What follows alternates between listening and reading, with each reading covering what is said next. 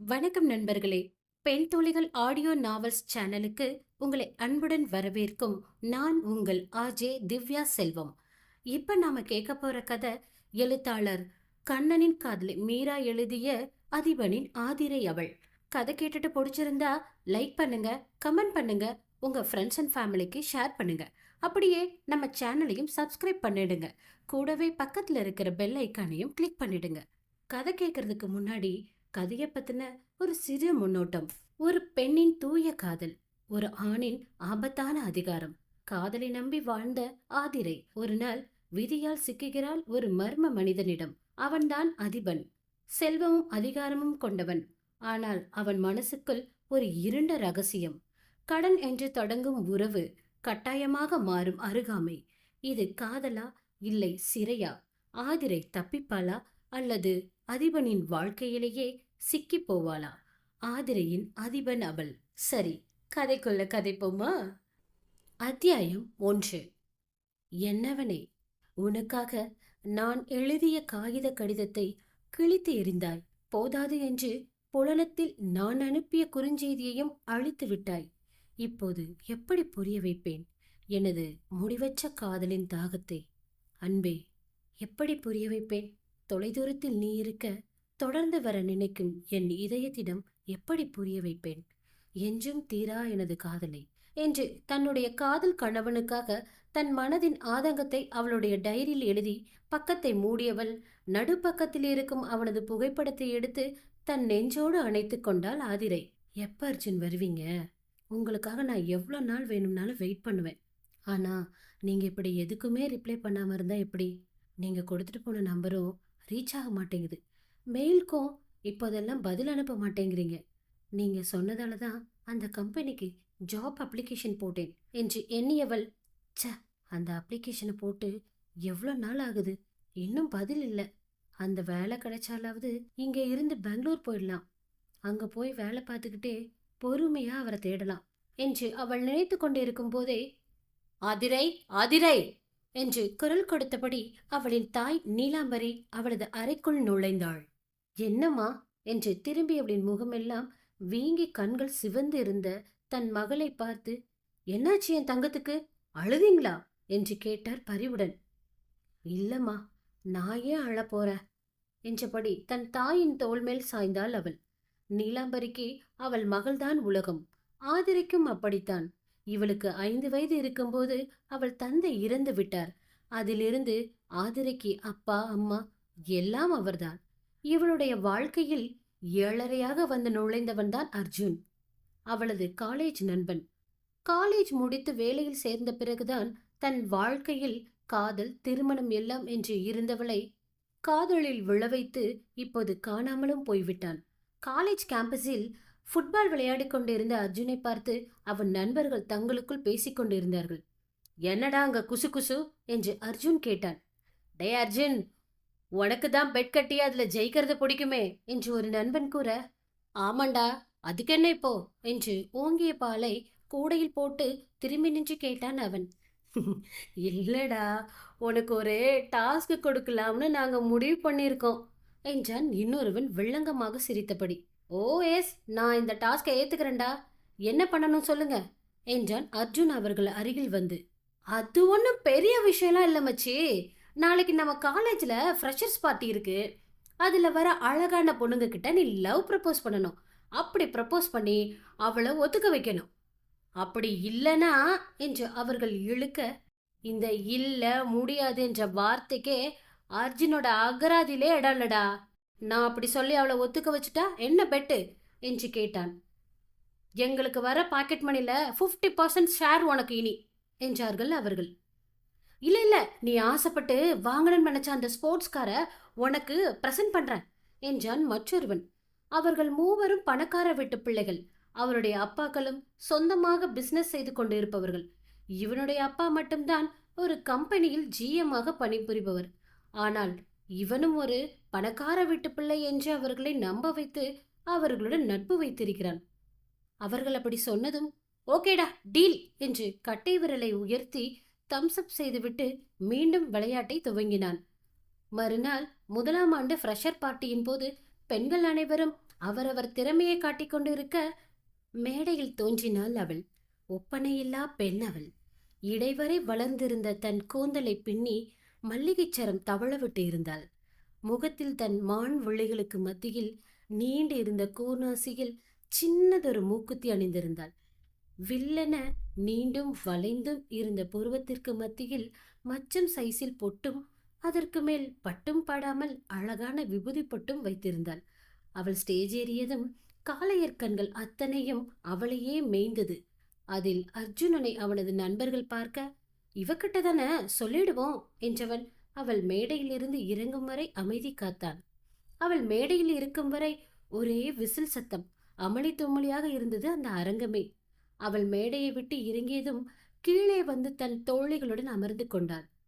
அவள் எங்கு செல்கிறாள் என்று பார்த்து கொண்டே இருந்தவன் அவள் சென்று அமர்ந்ததும் லவ் சொல்ல எழுந்து பின் ஏதோ நினைத்து அமர்ந்து விட்டான். என்னடா புஸ்ஸா என்று அவனது நண்பர்கள் கலாய்க்க, ஏய், உங்க பாக்கெட் மணியை என்கிட்ட கொடுத்துட்டு நீங்க என்னடா பண்ணுவீங்க? அதுவும் இல்லாம உங்களுக்கு ஏன் வீண் சிரமம் என்றான். இந்த கதையெல்லாம் உனக்கு எதுக்கு? டீலா நோ டீலா அத மட்டும் நீ சொல்லு என்றார்கள். அது வந்து அது என்று யோசித்தவன், நாளைக்கு சொல்லட்டா என்றான் சற்று தயங்கியபடி. இந்த கதையே வேணாம்பா, டீல் இஸ் எ டீல் என்றார்கள்.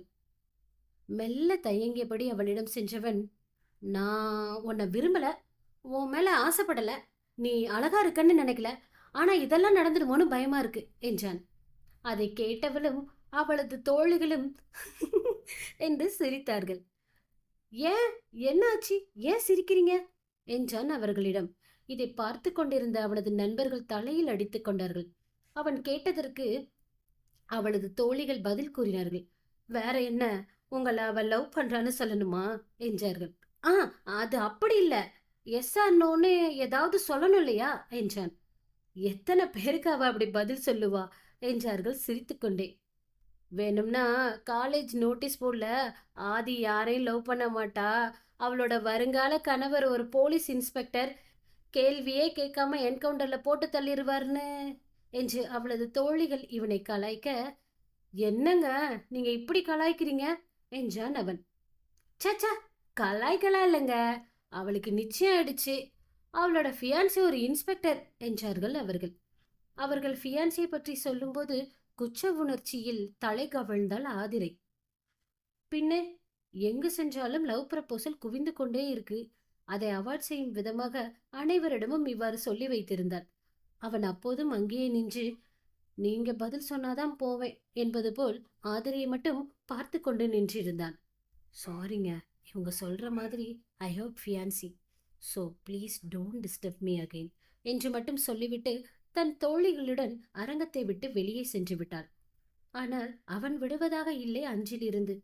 அவளிடம் காதலை சொல்லி பின்னாடியே சுற்றி திரிந்தான் அவன். 2ஆம் ஆண்டிலே அவளுக்கு அப்படி யாரும் ஃபியான்சி இல்லை என்பதை எப்படியோ தெரிந்து கொண்டவன் இவள் இறுதி ஆண்டில் காலடி எடுத்து வைக்கும்போது, அதான் காலேஜே முடிக்க போறலடி, ப்ளீஸ் இப்பவாது என் காதலை ஏற்றுக்கொள் என்று கெஞ்சினான். அப்போதும் மனம் மாறாதவள் அவன் தாயின் இறப்புக்கு பின்னர்தான் அவனுடைய காதலுக்கு பச்சை கொடி காட்டினாள். அவனது தாயின் இறப்பிற்கு அர்ஜுனின் வீட்டிற்கு சென்றிருக்கும் போது அவன் அழுது துடித்ததை பார்த்தவள் அவனுக்கு ஆறுதல் சொல்லும் விதமாக அவன் அருகில் சென்று அமர, அவனோ இதுதான் சமயம் என்பது போல் அவளுடைய தோளில் சாய்ந்து அழுதான். அது காதலா கருணையா என்று தெரியாத போது அவளாக நினைத்து கொண்டால் காதல் என்று. 2 வருடங்களாக காதலித்தார்கள். ஆனால் ஒரு நாள் கூட நெருங்கி பழகியது இல்லை.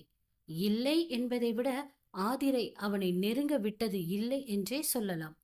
அவனும் பல வழிகளில் முயற்சித்து விட்டான் இவளை நெருங்க. ஆனால் அவளோ திருமணத்திற்கு பிறகுதான் எதுவாயினும் என்பதில் உறுதியாக இருந்தாள். அதன் பிறகு மெதுமெதுவாக இவளை விட்டு விலக ஆரம்பித்தான். இவளை எப்படி கழட்டி விடுவது என்று யோசித்துக் கொண்டிருந்தவன் அவனுடைய எதிர்பார்ப்பை பொய்யாக்காமல் வந்தது அவன் தகப்பனின் டிரான்ஸ்பர் ஆர்டர். அதை காரணம் சொல்லி பொய்யாக ஒரு முகவரியை கொடுத்துவிட்டு தான் விரைவில் வந்துவிடுவதாக கூறி சென்று இருந்தான்.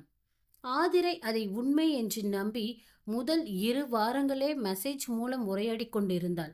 அவனிடம் இருந்து ரிப்ளை வராத போதும் அந்த மெசேஜ்களும் சிங்கிள் டிக் காட்ட அப்போதே அவன் பிளாக் செய்து விட்டதை உறுதி செய்து கொண்டவள், எப்படியோ போய் தொலையட்டும் என்று விட்டுவிட வேண்டியதுதானே. பேதை பெண் இந்த காலத்தில் போய் கடிதம் எழுதி அனுப்பி கொண்டிருந்தால் அந்த பொய்யான அட்ரஸிற்கு அந்த முகவரியில் இருப்பவனை பற்றி தெரிந்து கொள்ளாமல் அந்த முகவரியில் இருக்கும் அதிபன் முதலில் அவளுடைய கடிதங்களை அப்படியே எடுத்து சேகரித்து வைத்தான். ஒரு நாள் ஏதோ தோன்ற அந்த கடிதத்தை எல்லாம் எடுத்து படித்தான். படித்தவனின் கண்கள் கோவத்தீயில் ஒளிர தன்னுடைய வீல்சேரில் இருந்து எழுந்தவன் அவனுடைய பிஏவை அழைத்தான்.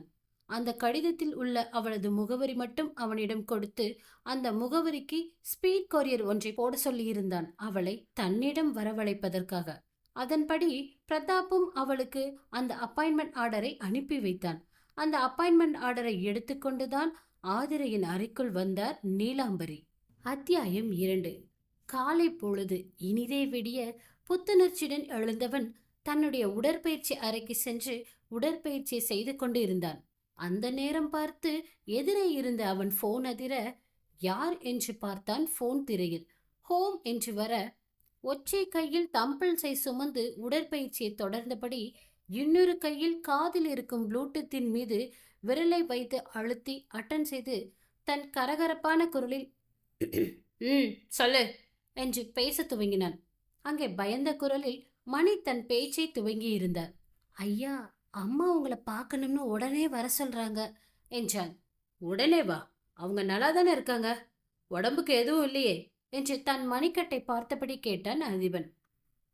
அதெல்லாம் எந்த பிரச்சனையும் இல்லையா, ஆனா உங்களை உடனே பார்க்கணும்னு சொல்றாங்க என்றான் மணி. எனக்கு இப்போ ஒரு இம்பார்ட்டன்ட் மீட்டிங் இருக்கு, முடிச்சுட்டு ஈவினிங் வரேன்னு சொல்லு என்றவன் போனை அணைத்து விட்டு தன்னுடைய பிஏ பிரதாப்புக்கு அழைத்தான். இன்னைக்கு ஈவினிங் அம்மாவை பார்க்க போகணும், நான் சொன்ன அந்த பொண்ணு வந்துட்டாளா என்று கேட்டான். இல்லை சார், இன்னும் இல்லை, வந்ததும் அப்டேட் பண்ண சொல்லியிருக்கேன் சார் என்றான் அவன். குட் என்றவன் குளியலறை கதவை திறந்து கொண்டு வியர்வையில் நனைந்த தன் உடலை சுத்தப்படுத்த குளியல் அறைக்குள் புகுந்து கொண்டான். பாத்துட்டப்பில் அமர்ந்து இருந்தவனின் சிந்தனையோ தன் அப்பாவின் இறப்புக்கு முன் நடந்த நிகழ்வில் சென்று மீண்டது. கண்களை மூடி திறந்தவன் குளித்து முடித்து டவலை சுற்றி கொண்டு வெளியே வந்தவன் எப்போதும் போல் கருப்பு நிற ஷர்ட், கருப்பு நிற ப்ரௌசர் என்று அனைத்தையும் கருப்பு நிறத்திலேயே அணிந்து கொண்டு பக்கத்து அறையில் இருக்கும் பிரதாப்புக்கு அழைத்தான். குட் மார்னிங் சார், நான் ரெடி என்று அவன் சொன்னதும் ரிமோட்டை வைத்து தன் அறைக்கதவை திறந்து விட்டான் அதிபன். அதுவரை அவனுடைய அழைப்புக்காக அறை வாசலில் காத்திருந்த பிரதாப் அழைப்பை ஏற்றதும் கதவை திறந்து கொண்டு உள்ளே நுழைந்தான். உள்ளே சென்றதும் சென்ற வேகத்தில் கதவை சாத்தினான். பின் அங்கு கலைந்து இருக்கும் அனைத்தையும் சரி செய்துவிட்டு அதிபன் அருகில் சென்றான். அப்போது அதிபன், இப்ப போகலாமா என்றபடி பிரதாப்பை பார்த்து ஒரு அர்த்த புன்னகையை வீசினான். அதை பார்த்த பிரதாப் பதிலுக்கு சிரித்து, நீ எவ்வளவு நாள் தான் பாஸ் இந்த ரீல் என்றபடி அவனது வீல் சேரை தள்ளினான். சொல்றேன் பிரதாப், அவ வந்துட்டாளா? அவளை பத்தி விசாரிக்க சொன்னனே, அந்த அப்டேட் என்னாச்சு என்று கேட்டான் அதிபன். அவனுடைய அனைத்து செயல்களுக்கு பின்னும் ஏதாவது காரணம் இருக்கும் என்று தீர்க்கமாக நம்பும் பிரதாப், இதோ கையோடு எடுத்துட்டு வந்துட்டேன் பாஸ் என்று அவனது மடியில் ஒரு ஃபைலை வைத்தான் அவன். அதை பார்த்தவன் அந்த ஃபைலில் இருக்கும் புகைப்படத்தை மட்டும் கண்ணிமைக்காமல் பார்த்து கொண்டு இருந்தான். அந்த சிறிய கண்கள் அவனை ஏதோ செய்ய அரைகுறையாக ஃபைலை பார்த்துவிட்டு, இது என்ன மாதிரியான ஃபீலிங் என்று தனக்குள் கேட்டுக்கொண்டே ஃபைலை மூடி வைத்தவன் யோசித்தான். இங்கே அவன் காண காத்திருக்கும் ஆதிரையோ அந்த அப்பாயின்மெண்ட் லெட்டரை எடுத்துக்கொண்டு பூக்கூடையுடன் கோவிலுக்குள் நுழைந்தாள். பூக்கூடையில் அப்பாயின்மெண்ட் லெட்டரை வைத்து அர்ச்சகரிடம் கொடுத்து முருகனின் பாதத்தில் வைத்து கொடுக்க சொன்னாள். பேஷா பண்ணிடுவோம் என்று அர்ச்சகர் அந்த லெட்டரை மந்திரங்கள் ஓதியபடி முருகனின் பாதத்தில் வைத்தார். பயபக்தியுடன் தன் முன்னே வள்ளி தெய்வானையுடன் காட்சியளிக்கும் முருகனிடம், முருகா, நான் எதிர்பார்த்த கம்பெனிலிருந்து லெட்டர் வரலனாலும் பெங்களூர்ல இருக்கிற வேற ஒரு கம்பெனில இருந்து அப்பாயின்மெண்ட் ஆர்டர் வந்திருக்கு. அது எப்படிப்பட்ட கம்பெனின்னு பயந்துட்டே இருந்தேன். மாமா பார்த்துட்டு சொன்னதும் தான் மனசு நிறைவா இருக்கு. அதுக்கு உங்களுக்கு ரொம்ப தேங்க்ஸ் முருகா என்றாள். என்ன ஒன்று, இங்கிருந்து அம்மா விட்டுட்டு எப்படி போறதுன்னு தான் யோசனையா இருக்கு. அங்க போனதும் எல்லாம் சரியாகி விட வேண்டும். அர்ஜுன் எப்படியாவது கண்டுபிடிச்சு கல்யாணம் பண்ணிக்கணும் என்று மனமாற வேண்டிக் கொண்டிருந்தான். ஐயர் அர்ச்சனை கூடையில் இருந்த தேங்காயை எடுத்து உடைத்தார். தேங்காய் அழுகி போய் இருந்தது. தேங்காயையும் ஆதிரையையும் பார்த்த அர்ச்சகர் ஆதிரை கண்கள் திறக்கும் முன்பு தேங்காயை மாற்றி வைத்து விட்டார். பின் தனது முருகனிடம், முருகா, எது என்றாலும் இந்த பொண்ணு உன்கிட்ட தானே ஓடி வரா, அவளுக்கு எந்த குறையும் இல்லாம நீ தான் காப்பாத்தணும் என்று வேண்டிக் கொண்டார். பாவம், யாருக்கும் தெரியவில்லை, அதிபனிடம் மாட்டி அவள் சிக்கி சிதையப் போகிறாள். அதை அவளுக்கு உணர்த்துவதற்காகத்தான் இந்த அறிகுறியை காட்டினார். அதையும் அவர் மாற்றி வைத்து விட்டார். என்ன நடந்தாலும் அவரவர் தலையில் எழுதியிருப்பது நடந்தே தீருமல்லவா?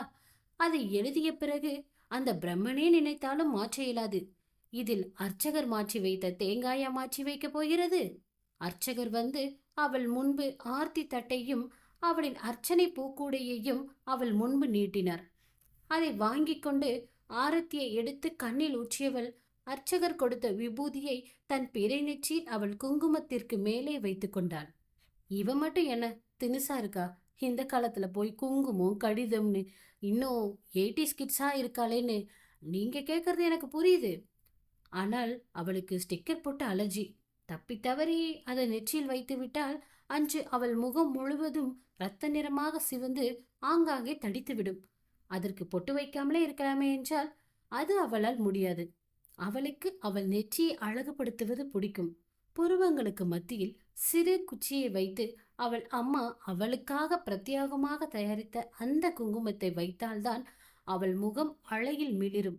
அதை வைக்காவிட்டாலும் அவள் அழகு பதுமைதான். ஆனால் அவள் மீது அவள் கர்வம் கொள்ளும் பேரழகை கூட்டுவது அந்த நெற்றி பொட்டுதான் என்பது ஆதிரையின் நம்பிக்கை. விபூதியை வாங்கி நெற்றியில் இட்டுக்கொண்டவள் கையில் உள்ளதை அருகில் உள்ள தூணில் திண்டில் தட்டிவிட்டு கைகளை தேய்த்து துடைத்து கொண்டாள். பின் அந்த அப்பாயின்மெண்ட் லெட்டரை அர்ச்சகரிடம் இருந்து வாங்கி கொண்டு அங்கிருந்த தூணில் சாய்ந்தபடி சிறிது நேரம் அமர்ந்துவிட்டு முருகா என்று சொல்லியபடி எழுந்து தன் வீட்டிற்கு நடையை கட்டினாள் அவள். புறநகர் பகுதிதான் எனினும் அவளுடைய வீடு இருக்கும் பகுதி இயற்கை எழிலில் நிறைந்து இருக்கும். இப்போது மழைக்காலம் என்பதால் கோவிலை விட்டு வெளியே வந்தது முதல் மண்வாசனை நாசியை துளைக்க சாலை ஓரங்களில் உள்ள விளைநிலங்களில் நெல் பயிரிடப்பட்டு பச்சை பசைலென்று காட்சியளித்தது. அதனோடு கூட அந்த மண் வாசனையையும் நுகர்ந்தவளால் அவள் ஊரை விட்டு தூரதேசம் செல்ல விருப்பமே இல்லை. சிறிது தூரம் சென்றவள் வீட்டு அருகில் வேப்ப மரத்தில் கட்டப்பட்டிருந்த ஊஞ்சலில் சென்று அமர்ந்து, உங்களெல்லாம் நான் ரொம்ப மிஸ் பண்ணுவேன் என்று சுற்றி இருக்கும் வண்ண பூக்களிடமும் அதில் அமர்ந்திருக்கும் வண்ணத்து பூச்சியிடமும் சோகமாக கூறினாள். உங்களையெல்லாம் எனக்கு விட்டு போக மனசே வரல. ஆனா என்ன செய்ய, நான் போக வேண்டிய கட்டாயம் இருக்கு என்றாள் அவைகளிடம். ஆதிரையின் படிப்பிற்காக அவளின் அன்னை வாங்கிய கடனை அடைக்க இந்த வேலைக்கு சென்றே ஆக வேண்டிய கட்டாயத்தில் உள்ளவள் அவள். அது ஒரு முக்கிய காரணம் என்றால் அர்ஜுனை தேடி கண்டுபிடிக்க வேண்டுமே, அவள் காதல் கைகூட வேண்டுமே என்பது இன்னொரு காரணம். இத்தனையும் மனதில் வைத்துக்கொண்டு அவள் வீட்டிற்குள் நுழைய சென்றாள். இங்கே வீல் சேரில் அமர்ந்து இருப்பவனை பார்த்து அந்த மீட்டிங் அறையில் இருப்பவர்கள் அவர்களுக்குள் கிசுகிசுத்துக் கொண்டனர். இவரை பார்த்தா கால் மூடமானவர் மாதிரியே தெரியல பாரு, இந்த ஆக்சிடென்ட்டுக்கு முன்னாடி இருந்த அதே கம்பீரம், அதே ஆளுமை என்று கூறிக்கொண்டே இருந்தார்கள்.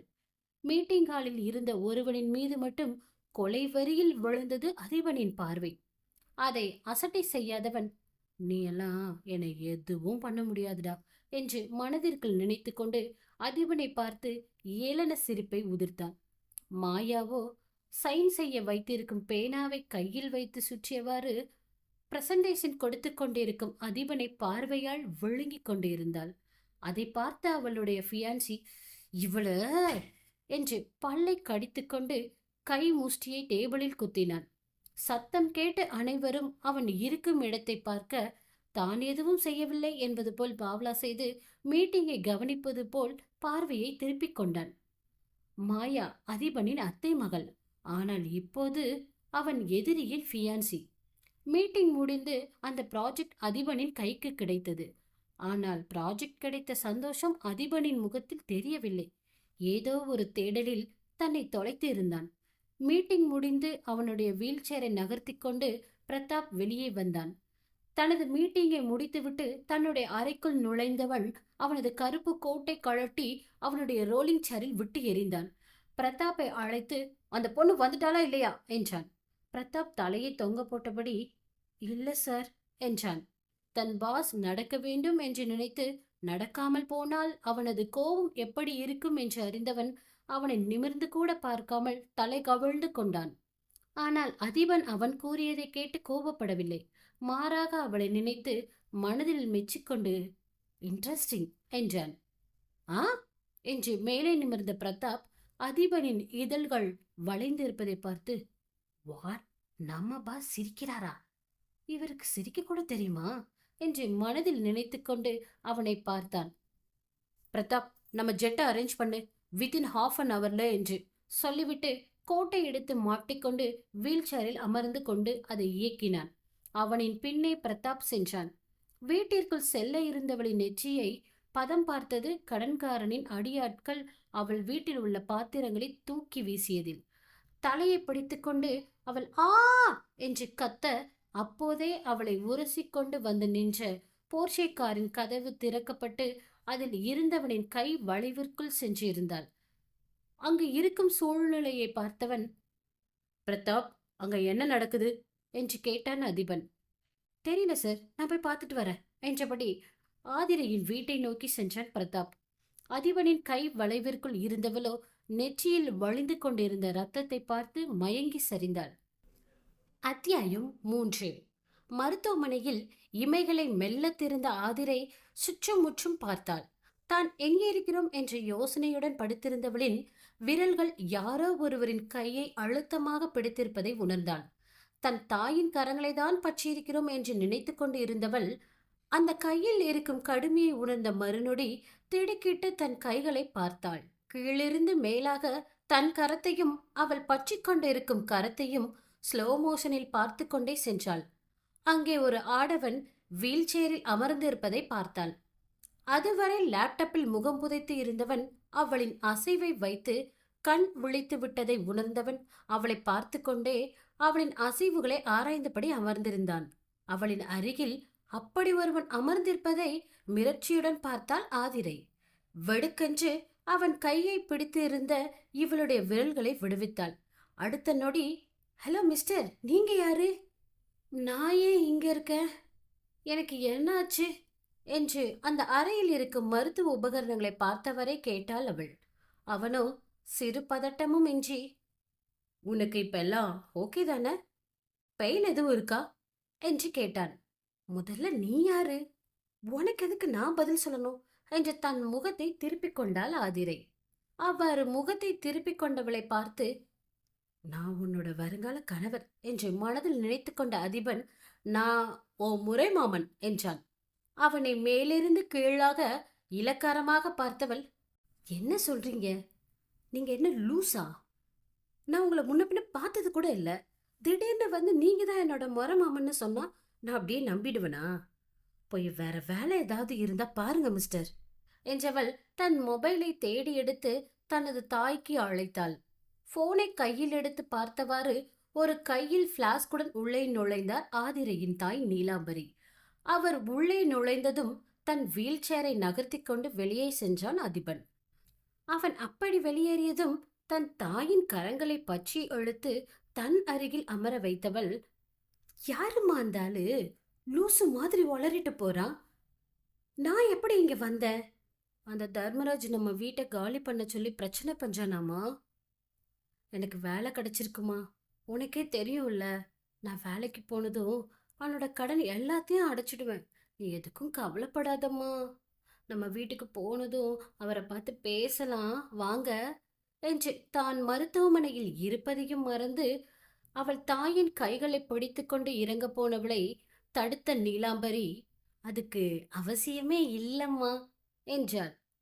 ஏன் என்பது போல் புரியாத பார்வை பார்த்த தன் மகளிடம், இதோ இங்கே இருந்ததே அந்த தம்பியே எல்லா கடனையும் அடைச்சிடுச்சு. அதுவும் இல்லாம அந்த வீடு உன் பேர்லயே வாங்கிடுச்சு என்றவர், நீ வேலைக்கு போய் கொஞ்சம் கொஞ்சமா அந்த கடனை அடைச்சிடு என்றாள் அவள். அம்மா, என்னம்மா நீ?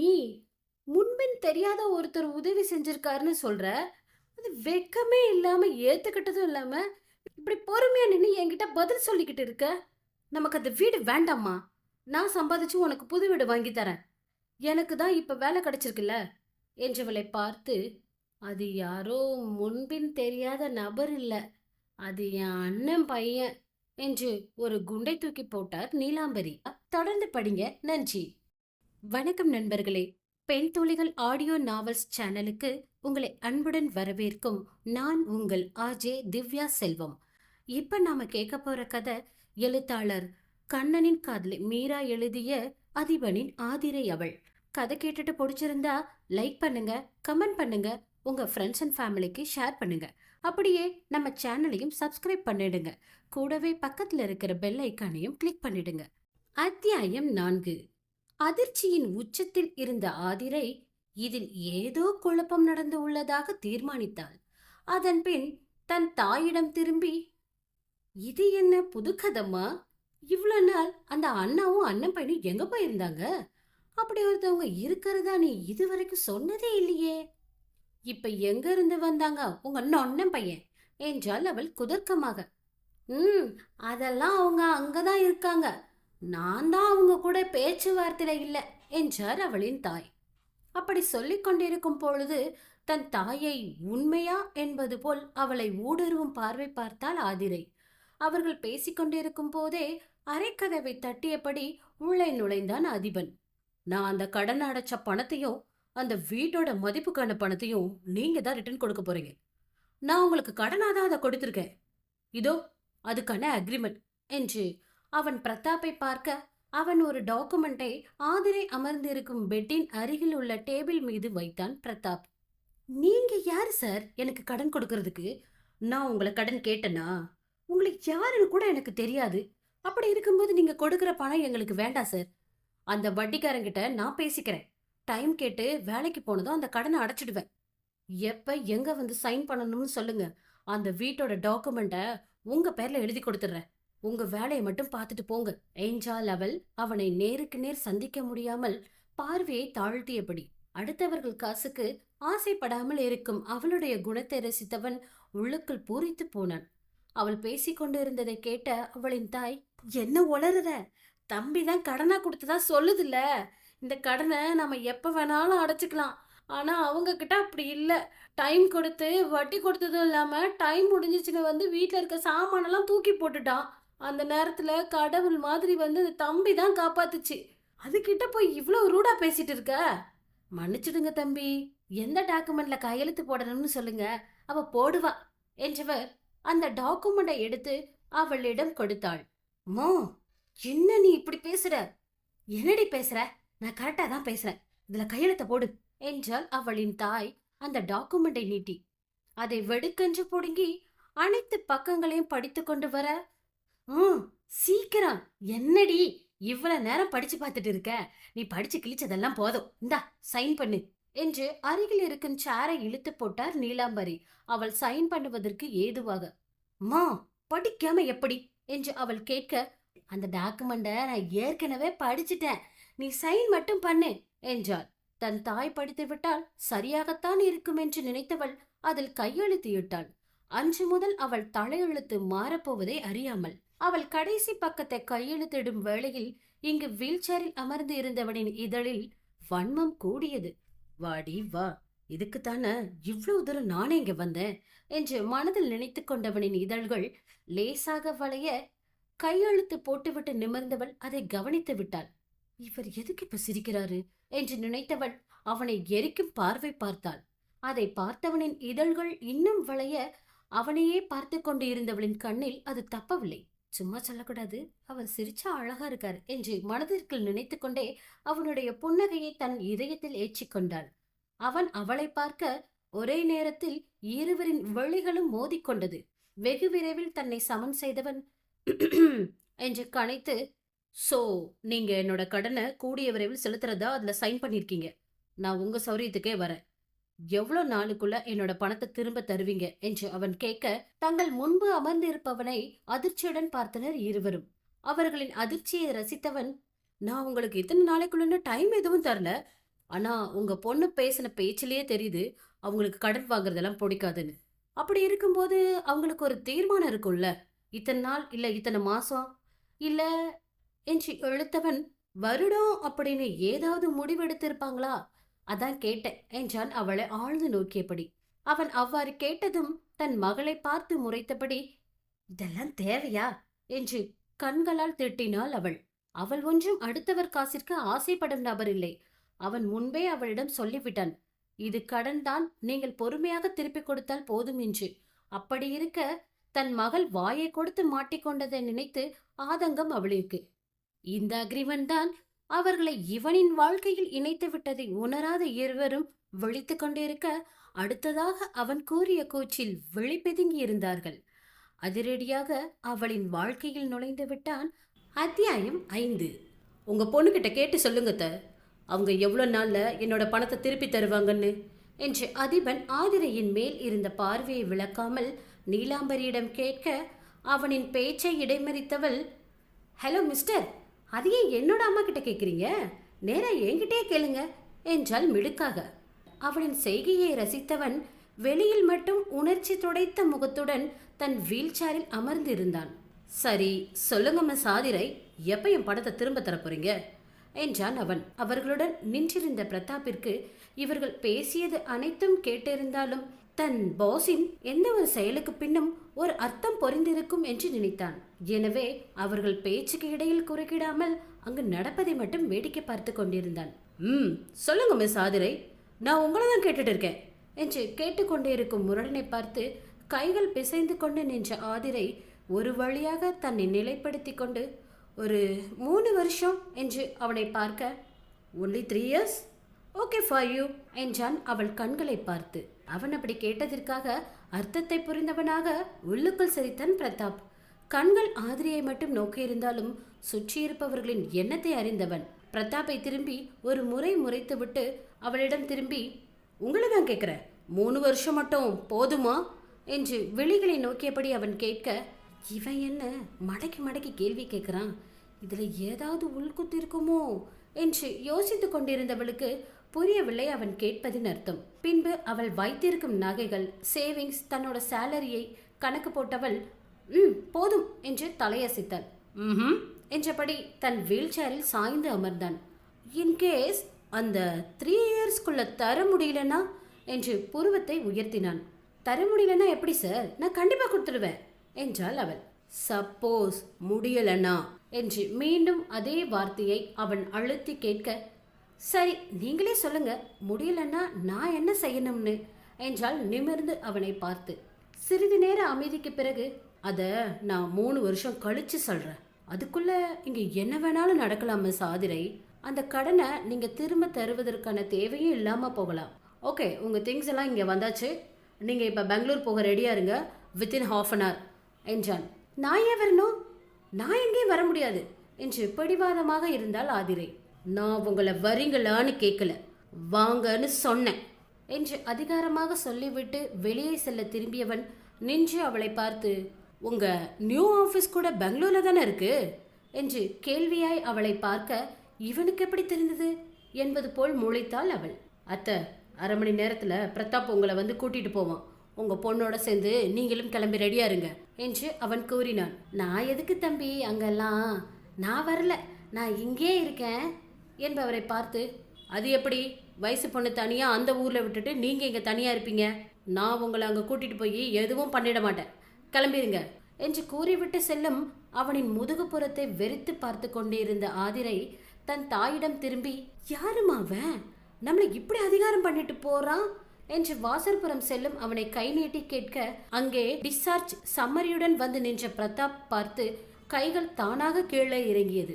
மேடம் நீங்க இங்கிருந்தே ரெடியாக போறீங்களா, இல்ல வீட்டுக்கு போலாமா என்று பிரதாப் கேட்க, அவன் சொல்லி சென்ற 1/2 மணி நேரத்திற்குள் செல்ல வேண்டுமானால் வீட்டிற்கு சென்று கிளம்பினால் ஆகிற காரியமில்லை என்று நினைத்தவள், இல்லை இங்கேயே ரெடியாகிறோம் என்று குளியலறை சென்று புகுந்து கொண்டாள். அவர்கள் வரும் வரை காரில் காத்து கொண்டிருந்தான் பிரதாப். உடைகளை மாற்றிக்கொண்டு கீழே இறங்கி வந்தவர்கள் காரில் ஏறி அமர்ந்ததும் கார் சீறி பாய்ந்தது. அடுத்த 1/2 மணி நேரத்தில் கார் நீலாங்கரையில் உள்ள ஒரு மாளிகை அமைப்பு கொண்ட கட்டிடத்தில் வாயிலை அடைந்தது. வாயிலை அடைந்ததும் காரை ஸ்கேன் செய்து அந்த கேட் தானாக திறந்து கொண்டது. இவை அனைத்தையும் தாயும் மகளும் வெளிவிரித்து பார்வையிட்டபடியே சென்று கொண்டே இருந்தார்கள். கார் சென்ற பாதையை சுற்றிலும் மரங்கள் செடிகள் என்று கண்களுக்கு விருந்தாகின. உள்ளே அந்த வீட்டில் வாசல் வரை செல்லவே 20 நிமிடங்கள் பிடித்தது. பா, இது என்ன வீடா இல்ல மன்னர்கள் வாழும் அரண்மனையா என்று நினைத்தவள் வாய்விட்டே கூறிவிட்டாள். முன் சீட்டில் அமர்ந்திருந்த பிரதாப் கண்ணாடியில் இவள் பாவனையை பார்த்து சிரித்து கொண்டான். ஆதிரியின் தாய் மட்டும் ஷு, அமைதியா வாடி என்று அவளை கடிந்து கொண்டாள். அவர்கள் அந்த வீட்டு வாசலை நெருங்கியதும் காரை நிறுத்திவிட்டு அவர்கள் புறம் உள்ள கதவை திறந்து விட்டான் பிரதாப். அவனை பார்த்து இதழ் வளைத்தவள் நன்றி என்றாள். மை பிளஷர் மேம், உள்ள போங்க, பாஸ் உங்களுக்காக தான் வெயிட் பண்றார் என்று வீட்டை நோக்கி கையை காட்ட அவர்கள் இருவரும் உள்ளே சென்றார்கள். வீட்டை சுற்றி பார்த்தவள், அம்மா எனக்கு ஏனோ சரியா படல, வா நம்ம இப்படியே திரும்ப நம்ம வீட்டுக்கே போயிடலாம் என்று சொன்னவளை தடுத்து நிறுத்தியது அந்த கம்பீர குரல். எங்க ஓட பாக்குற? எங்க போறதா இருந்தாலும் என்னோட 50 லட்சத்தை திரும்ப கொடுத்துட்டு போ என்றான் அவன். அவனின் அந்த உருமலில் தன் தாயின் கையை விட்டவள் வீட்டின் உள்ளே முன்னோக்கி நடந்தாள். அவர்கள் உள்ளே சென்றதும் அவள் வெளி செல்லும் திசையை பார்த்தவன், மணி டின்னர் எடுத்து வை என்று மணியை அழைத்து சொன்னவன் அவர்கள் புறம் திரும்பி, போய் சாப்பிடுங்க, நம்ம சீக்கிரமா இங்கிருந்து கிளம்பணும், இன்னும் 3 மணி நேரத்தில் எனக்கு ஒரு இம்பார்ட்டன்ட் மீட்டிங் இருக்கு, அதுக்குள்ள பெங்களூர் போகணும் என்றான் அவன். அதுக்குள்ள எப்படி போக முடியும்? இவன் என்ன லூசா இல்லை தன்னை லூசா மாற்ற முயற்சிக்கிறானா என்று நினைத்தாள் ஆதிரை. அந்த யோசனையில் இருந்தவளை கலைத்தது அவனின் கனைப்பு. அதன் பின் அவள் அவனை நிமிர்ந்து பார்த்து, இல்லை எங்களுக்கு வேண்டாம் என்று மறுத்தாள். நான் ஒன்றும் அதில் பாய்சன் எதுவும் கலக்கலை, பயப்படாம சாப்பிடலாம் என்றான் அவன். பாய்சன் என்றதும், நீ கலந்தாலும் கலந்திருப்படா என்று மனதிற்குள் நினைத்து அவனை முறைத்தாள். அவள் முறைப்பதை அசட்டை செய்தவன் அங்கிருந்து டைனிங் டேபிள் அருகே தனது வீல் சேரை நகர்த்தி கொண்டு சென்று மணி பரிமாறிய உணவை எடுத்து வாயில் வைத்து உண்ண துவங்கினான். அதன் பிறகே அங்கிருந்த 2 பெண்களும் உணவு மேஜை அருகே சென்றார்கள். அங்கு இருக்கும் உணவு வகைகளை பார்த்த ஆதிரையின் நாவில் எச்சில் ஊற, அம்மாடியோ, ஒரு வேளைக்கு இவ்வளோ வெரைட்டியா என்று வெறித்து பார்த்து கொண்டே இருந்தாள். காலையில் இருந்து எதுவும் சாப்பிடாமல் இருந்ததால் பசி வேறு வயிற்றை கிள்ள வயிற்றை தடவியபடி அங்கு உள்ள உணவு பதார்த்தங்களை வெறித்து பார்த்து கொண்டே இருந்தாள். அதுவரை சாப்பிட்டு கொண்டு அமர்ந்து இருந்தவன் மேலே நிமிர்ந்து பார்க்க வயிற்றை பிடித்தபடி நின்று கொண்டிருந்தாள் ஆதிரை. அதை பார்த்த அதிபன், நீங்க 2 பேரும் சாப்பிட போறது இல்லையா என்று கேட்டான் ஆதிரையின் கண்களை கூர்ந்து பார்த்தபடி. இதா தம்பி என்று நீலாம்பரி ஆதிரையையும் கையை பிடித்து இழுத்து அங்குள்ள சேரில் அமரச் செய்தாள். அவர்கள் அமர்ந்ததும் அருகே நின்றிருந்த மேரிக்கு கண்காட்ட அவள் சென்று அவர்கள் இருவருக்கும் பரிமாறினாள். இவர்கள் சாப்பிட்டு கொண்டிருக்கும் போதே பிரதாப்பும் உணவு மேஜைக்கு வந்து அவர்களுடன் உணவு உண்ணலானான். அனைவரும் உண்டு முடித்ததும், ஓகே கிளம்பலாமாத்த என்று கேட்டு நீலாம்பரியை பார்க்க அவரோ தயக்கமாக ஆதிரையை பார்த்தார். இப்ப வந்து என் பர்மிஷன் கேளு, எல்லாம் ஒன்னாலதான் என்று தன் தாயிடம் முணுமுணுத்தவள், வந்து தொழ என்று தலையில் அடித்துக்கொண்டு அதிபனின் பின்னே சென்று அங்கிருந்து லிப்டில் ஏறினார்கள்.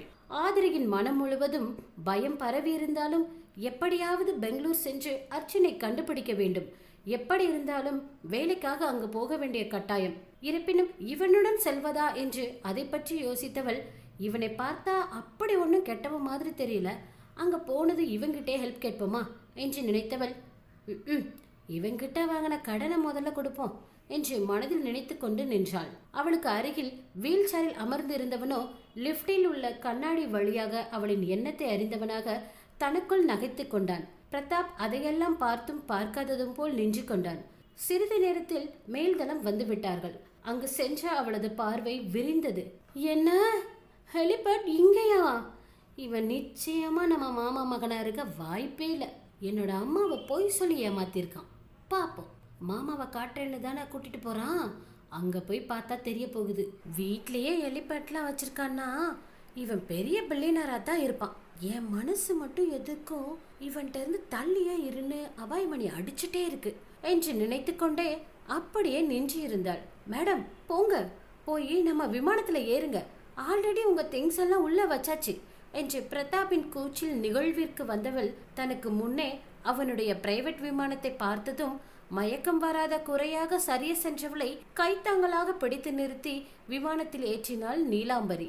என்னதான் மடிக்கணினியில் பார்வை செலுத்தியிருந்தாலும் அவ்வப்போது அங்கு நடக்கும் கூத்தை பார்த்து சிரித்து கொண்டுதான் இருந்தான் அதிபன். அனைவரும் ஏறி அமர்ந்ததும் ஃப்ளைட் டேக்கப் ஆனது. அடுத்த 1 மணி நேரத்தில் அதிபனின் கோட்டை இருக்கும் காம்பவுண்டிற்குள் உள்ள ஃப்ளைட் நிறுத்துவதற்காக அமைத்திருக்கும் மைதானத்தில் தரை இறங்கியது. அத்தியாயம் 6. நீ ஏமா இப்படி இருக்க? அவனை எதிர்த்து ஒரு கேள்வி கேட்க மாட்டேங்கிற? உன் சொந்தக்காரனாவே இருந்துட்டு போகட்டும். எதுவும் வேண்டாம்னா வேண்டாம் தான். இப்படியா எதுவும் பேசாம சொல்றதுக்கெல்லாம் தலையாட்டிட்டு நிப்ப? தலையாட்டி பொம்மை மாதிரி என்று தன் கையில் உள்ள பேக்கை அந்த அறையில் இருந்த டேபிளின் மீது கோபத்துடன் வைத்தாள் ஆதிரை. அவள் அப்படி அந்த பேக்கை கோபமாக வைக்க காரணம் சற்று நேரத்திற்கு முன் நடந்தவைதான். விமானம் தரையிறங்கியதும் தன்னுடைய பேக்கை எடுத்துக்கொண்டு விறுவிறு என்று நடந்தாள் அவள். கால்பான போக்கில் நடந்து கொண்டிருந்தவளை தடுத்து நிறுத்தியது அதிபனின் குரல். மேடம், எங்க போறீங்க என்று நக்கலாக கேட்டுவிட்டு அமர்ந்திருந்தான் அவன். மிஸ்டர், நான் எங்க போனா உங்களுக்கு என்ன? பெங்களூர் கூட்டிட்டு வந்து விட்டுட்டீங்கல்ல, அவ்வளோதான் உங்க வேலை. நான் என் ஃப்ரெண்டு வீட்டுக்கு போகணும். அங்க போய் நாளைக்கு ஆபீஸ் போறதுக்குள்ள நாங்க தங்க ரூம் ஏதாவது அரேஞ்ச் பண்ண முடியுமான்னு பார்க்கணும். இதெல்லாம் உங்ககிட்ட சொல்லிட்டு இருக்க எனக்கு அவசியம் இல்ல என்றவள் திரும்பி நடக்க முற்பட, அவசியம் இல்லதான். ஆனா மேடம்க்கு இப்ப எங்க இருக்கீங்கன்னு தெரியுமா? அட்லீஸ்ட் இங்கிருந்து உங்க ஃப்ரெண்டு வீட்டுக்கு எவ்வளவு தூரம்னாது தெரியுமா என்று அவன் கேட்க, அப்போதே நிதர்சனம் உரைக்க தலையை தொங்க போட்டபடி நின்றிருந்தாள். அதுவரை அவளின் கையை பிடித்து கொண்டு நின்றிருந்த நீலாம்பரி, ஏமா நின்னுட்ட, வா போகலாம் என்று அவளின் கையை பிடித்து இழுக்க, மா சும்மா இருமா, அவன் கேக்குறதும் கரெக்ட் தானே. பகல் நேரமா இருந்தா பரவாயில்ல, இது இரவு நேரம் ஆயிடுச்சே. சிறிது நேரத்தில் தலையை நிமிர்த்தி பிரதாப்பை பார்த்தவள், அண்ணா எனக்கு ஒரு ஹெல்ப் பண்ணுவீங்களா என்று கேட்டான். அவள் அண்ணா என்று அழைத்ததில் நெகிழ்ந்தவன், மேடம் நம்மள வம்பள மாட்டிடாம இருக்க மாட்டாங்க போலையே என்று நினைத்தவன் அதிபனை பாவமாக பார்க்க, அவனோ என்னன்னு கேளு என்று சைகை செய்தான். எனவே ஆதிரையிடம் திரும்பி, என்ன ஹெல்ப்புமா, தயங்காம கேளுங்க என்று அவன் கூற, ரூம் எடுத்து ஸ்டே பண்ற மாதிரி ஹோட்டல் இல்லைன்னா லேடிஸ் ஹாஸ்டல் இங்க நியர்பை எங்க இருக்கு என்று கேட்டாள். அவள் அப்படி கேட்டவுடன் அவன் பார்வை அவனையும் அறியாமல் அதிபனை பார்த்து மீண்டது. அவனோ, சொல்லு, சொல்லித்தான் பாரேன் என்ற ரீதியில் அவனை முறைத்து கொண்டு அமர்ந்திருந்தான். இது என்னடா வம்பா போச்சு என்று நினைத்தவன், சாரி பாஸ், நான் எப்பவும் உங்களுக்கு துரோகம் பண்ண மாட்டேன். மேடம் கிட்ட நான் பேசுறேன் என்று கண்களால் கெஞ்சி கொண்டு இருந்தான் பிரதாப். அண்ணா, நான் தான் உங்ககிட்ட கேட்டுட்டு இருக்கேன். நீங்க ஏன் அவரை பார்த்துட்டு இருக்கீங்க? என்ன பார்த்து பதில் சொல்லுங்க என்று அவள் கேட்க, சொல்றேன் சொல்றேன், சொல்லித்தானே ஆகணும் என்று தன் தலையை சிலுப்பிக் கொண்டவன், மேடம் ஹோட்டல் ஹாஸ்டல் எல்லாம் இங்க பக்கத்துல எங்கேயும் இல்ல, இன்னும் 2-3 கிலோமீட்டர் தள்ளி தான் இருக்கு. நீங்க சாரோட ரிலேஷன் ஆயிட்டீங்க. அப்படி இருக்கும்போது நீங்க ஏன் இங்க தங்குறதுக்கு சிரமப்படுறீங்க? நீங்க இங்கேயே தங்கிக்கோங்க மேடம், அதுதான் உங்களுக்கு சேஃப் என்று கோரினான். இல்ல, அது சரிப்பட்டு வராதண்ணா என்றாள். ஏமா, உனக்கு எங்க சாரோட வீட்டுல தங்க பிடிக்கலையா? அப்படி பிடிக்கலன்னா கூட பரவாயில்ல, சாரோட கெஸ்ட் ஹவுஸ் இருக்கு, அங்க கூட நீ தங்கிக் கொள்ளலாமே என்று ஆதிரியிடம் கேட்டுக்கொண்டே அதிபனை பார்த்து கட்டை விரலை உயர்த்தி காண்பித்து, இப்ப ஓகேவா என்பது போல கேட்டான் அவன். அதுவரை அங்கு நடப்பவற்றை பார்த்து கொண்டிருந்த அதிபனோ பிரதாப்பை வெட்டவா குத்தவா என்ற ரீதியில் பார்த்து முறைத்தான்.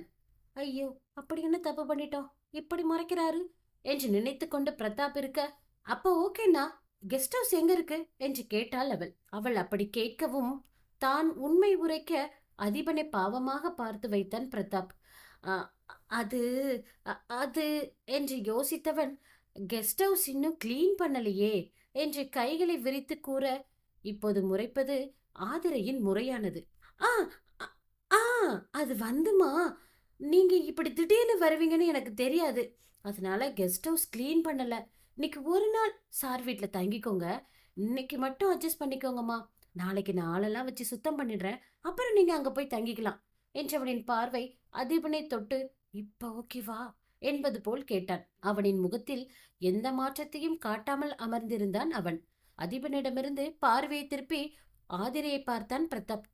சரி, அப்ப நான் இப்ப போகலாமா என்று அதிபனை பார்த்து அவள் கேள்வி கேட்க, அவனோ உனக்கு சம்மதமா என்பது போல் புருவம் உயர்த்தினான். அவளுக்கு இருக்கும் டென்ஷனில் முதலில் உறங்க வேண்டும், இப்போதைக்கு சமாளித்து வைப்போம் என்று நினைத்தவள், பரவாயில்ல, நான் உங்க வீட்டிலே தங்கிக்கிறேன் என்று சம்மதம் தெரிவித்தாள். அப்படி வா வழிக்கு என்று அவன் யோசித்துக் கொண்டிருக்க, ஆனா இன்னைக்கு ஒரு நாள் மட்டும்தான் என்று அவளிடம் இருந்து வந்த வார்த்தையில், இடியட், எப்படி அந்த குட்டி மூளைக்குள்ள எப்படியெல்லாம் என்னை எதிர்த்து பேசணும்னு தெரிஞ்சு வச்சிருக்கா என்று அவன் நினைத்து கொண்டு, சரி என்று அவளின் அந்த டீலிற்கு தலையசைத்தான். பின்பு பிரதாப் மற்றும் 2 பாடி கார்ட்ஸ்கள் அவர்களின் லக்கேஜை எல்லாம் தூக்கி கொண்டு செல்ல, அவர்களை தொடர்ந்து அங்கிருக்கும் மதில் சுவர்களை பார்வையிட்டபடி ஆதிரையும் அவள் தாயும் சென்றார்கள். அப்போதும் அவள் மனதில் இந்த கேள்வி எழாமல் இல்லை. இவ்ளோ பெரிய மதில் சுவர், இது எதுக்கு இங்க? சென்ட்ரல் ஜெயிலில் இருப்பதை விட பெருசா இருக்கும் போலயே. அப்போ பணக்காரர்கள் வீட்ல எல்லாம் திருடர்கள் வராம இருக்க இப்படி கட்டியிருப்பாங்களோ என்று நினைத்தவள், நான் எதுக்கு இப்படிலாம் யோசிக்கிறேன் என்றபடி தோள்களை குலுக்கிக் கொண்டு நடந்து சென்றாள். அவள் செய்வதையெல்லாம் குழப்பத்துடன் பார்த்து கொண்டு வந்த அவளின் தாயின் பார்வையில் இருந்து அது எதுவும் தப்பவில்லை. அவளை திரும்பி முறைத்த ஆதிரை, நீ உள்ள வாடி, உனக்கு இருக்கு என்று பல்லை கடித்தாள். இவற்றையெல்லாம் அவர்கள் பின்னே வந்த அதிபன் பார்த்துவிட்டு நகைத்தபடி அவர்கள் பின்னே சென்றான். அவர்கள் வீட்டு வாசல் வரை சென்றவள் கால்களை பிடித்துக்கொண்டு, சபா, என்ன இது? கேட்டுக்குள்ள இருந்து வாசல் வரவே நாக்கு தள்ளுதே என்று நினைத்தவள் அனைவரையும் ஒரு பார்வை பார்த்துவிட்டு மீண்டும் அங்கிருந்து நடக்க துவங்கினாள். அப்படி நடந்தவளை தடுத்து நிறுத்தியது அதிபனின் குரல். ஏய் நில்லு என்று அவன் குரல் கொடுக்க, அடுத்த அடி எடுத்து வைக்க மறந்து அப்படியே நின்றாள் அவள். அவளோ கால்வழியில் துடித்து கொண்டிருக்க, இவனோ இங்க வா என்று அழைத்தான். ஏனோ அவனுடைய அழைப்புக்கு மறுக்க மனமின்றி அவன் அருகில் சென்று நின்றாள் ஆதிரை. அவள் அவன் அருகில் வந்ததும் தடுமாறியவன் பிரதாப்பிடம் திரும்பி கஞ்சாடை செய்ய அவன் பூர்ணாவை தேடிச் சென்றான். என்ன, சீக்கிரம் சொல்லுங்க என்று தூக்க கலக்கத்துடன் அவன் முன்பு நிற்பவளை பார்த்து, கொஞ்சம் வெயிட் பண்ணு என்றான். இவன் வேற புதுசு புதுசா ட்விஸ்ட் வைக்கிறான். இப்ப என்ன சொல்ல போறானோ? உனக்கு என்னதாண்டா பிரச்சனை? என்னை ஏன் இப்படி படுத்துற என்று மனதில் திட்டுவதை தவிர அவளால் எதுவும் செய்ய இயலவில்லை. நீண்ட நேரம் அவன் அருகில் அப்படியே அவள் நின்றிருக்க, ரத்தம் வெளியேறி இருந்ததாலும் இங்கே இவ்வளவு தூரம் நடந்து வந்ததாலும் உடல் சோர்வு தட்ட அப்படியே உறங்கி சரிந்தாள். அவளின் நிலையை கண்ணிமைக்கும் நேரத்தில் அறிந்தவன் தாங்கி பிடித்துக் கொண்டான். நீலாம்பரியோ, ஐயோ பாப்பா என்று பதறிக்கொண்டு வர கை நீட்டி தடுத்த அவன், நான் பாத்துக்கிறேன் என்றார். இல்ல தம்பி, உங்களுக்கு எதுக்கு கஷ்டம் என்று நீலாம்பரி தயங்கி நிற்க, இதுல எந்த கஷ்டமும் இல்ல என்றவன் அடுத்ததாக நீலாம்பரியை பார்த்து, கொஞ்ச நேரத்துக்கு முன்னாடி என்ன சொன்னீங்க என்று கேட்டான். என்ன சொன்னேன்? உங்களுக்கு எதுக்கு சிரமம் சொன்னேன் தம்பி என்றாள் நீலாம்பரி. அது இல்ல, உங்க பொண்ண என்னன்னு கூப்பிட்டீங்க என்று அவன் கேட்க, பாப்பா என்று அவள் சொல்லி முடிக்கும் முன் அவன் தனக்குள் முணுமுணுத்துக் கொண்டான். பாப்பா என்று.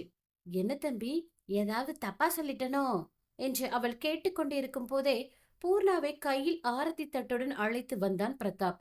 அங்கே வந்து அவர்களை பார்த்த பூர்ணா அவர்களின் ஜோடி பொருத்தத்தை ரசித்தபடி இருவருக்கும் ஆரத்தி எடுத்து முடித்தாள். அவர்களை வினோதமாக பார்த்த நீலம்பரி, ஆர்த்தி எல்லாம் எதுக்குப்பா என்று கேட்டாள். நம்ம வீட்டுக்கு ஃபர்ஸ்ட் டைம் வந்திருக்கீங்க, அதனால அத்த என்றான். ஓ என்ற ஒற்றை வார்த்தையில் முடித்துக்கொண்டு உள்ளே சென்றாள். அவர்களுக்காக ஒதுக்கப்பட்ட அறை வரை ஆதிரியை தூக்கிச் செல்ல நினைத்தவன் அவளை பத்திரமாக கைகளில் ஏந்துவதற்குள் அசைவுகளை வைத்து தூக்கத்திலிருந்து தெளிந்தாள் ஆதிரை. எழுந்து அமர்ந்து தான் எங்கிருக்கிறோம் என்று பார்க்க, அப்போதுதான் அதிபனின் மடியில் லாவகமாக அமர்ந்திருப்பதை உணர்ந்தாள். திடுக்கிட்டு கண் விழித்தவள் அவன் மடியில் இருந்து துள்ளி குதித்து எழுந்தாள். அவளின் செய்கைகளை ரசித்துக் கொண்டு இருந்தவன் எதுவும் பேசாமல் அமர்ந்திருக்க, அவளோ சுதாரித்துக் கொண்டு பணிப்பெண்கள் காட்டிய திசையில் தன் தாயை தேடிச் சென்றாள். இதற்கெல்லாம் சேர்த்து வைத்துதான் மத்தே இல்லாமல் கடிந்து கொண்டிருந்தாள் தன் தாயை. என்னதான் அண்ணன் பையனா இருந்தாலும் நீ இதெல்லாம் அனுசரிச்சு போகணும்னு எந்த அவசியம் இல்லம்மா. சரி, உன் பேச்சுக்கே வர. அண்ணன் பையன்னு சொல்றியே, இவ்ளோ பெரிய மாளிகையில உன் அண்ணனோட போட்டோ எங்கேயாவது இருக்கா? நீ பாத்தியா என்று கோபமாக சீரும் தன் மகளை பாவமாக பார்த்து கொண்டிருந்தாள் நீலாம்பரி. வெட்டு 1 துண்டு 2.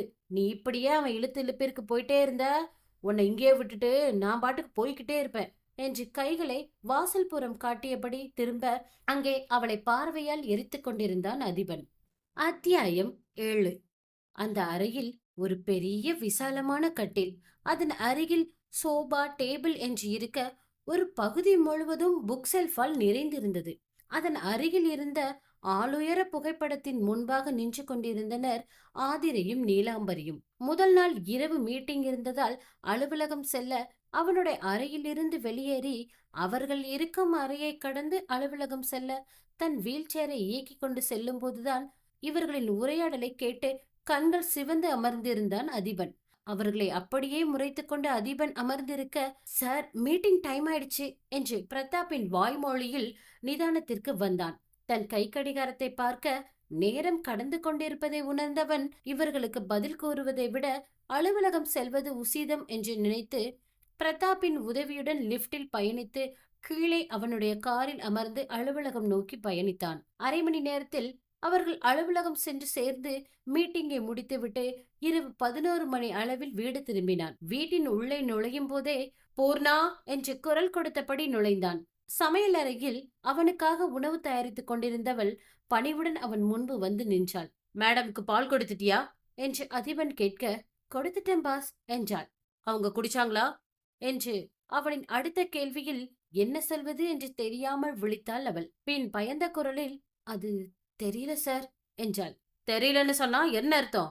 அவ கையில பாலை கொடுத்து குடிக்கிறாளா இல்லையான்னு பாக்கணும். அப்படி அவ குடிக்கலன்னா குடிக்க வைக்கணும். அதுதான் உங்க வேலை. இப்படி தெரியலன்னு சொல்றது இல்ல என்றவன் யூஸ்லெஸ் இடியட் என்று பூர்ணாவை வார்த்தைகளால் கடிந்துவிட்டு லிப்டின் அருகில் சென்று திரும்பி பிரதாப்பை அழைத்து, மேடமோட ஷெட்யூல பூர்ணாவுக்கு எக்ஸ்பிளைன் பண்ணு என்று கூறிவிட்டு அவன் செல்ல வேண்டிய தளத்தின் எண்ணை அழுத்தினான். செல்லும் அவனை பார்த்து கொண்டு முணுமுணுத்தாள் பூர்ணா. அவங்க என்ன குழந்தையா?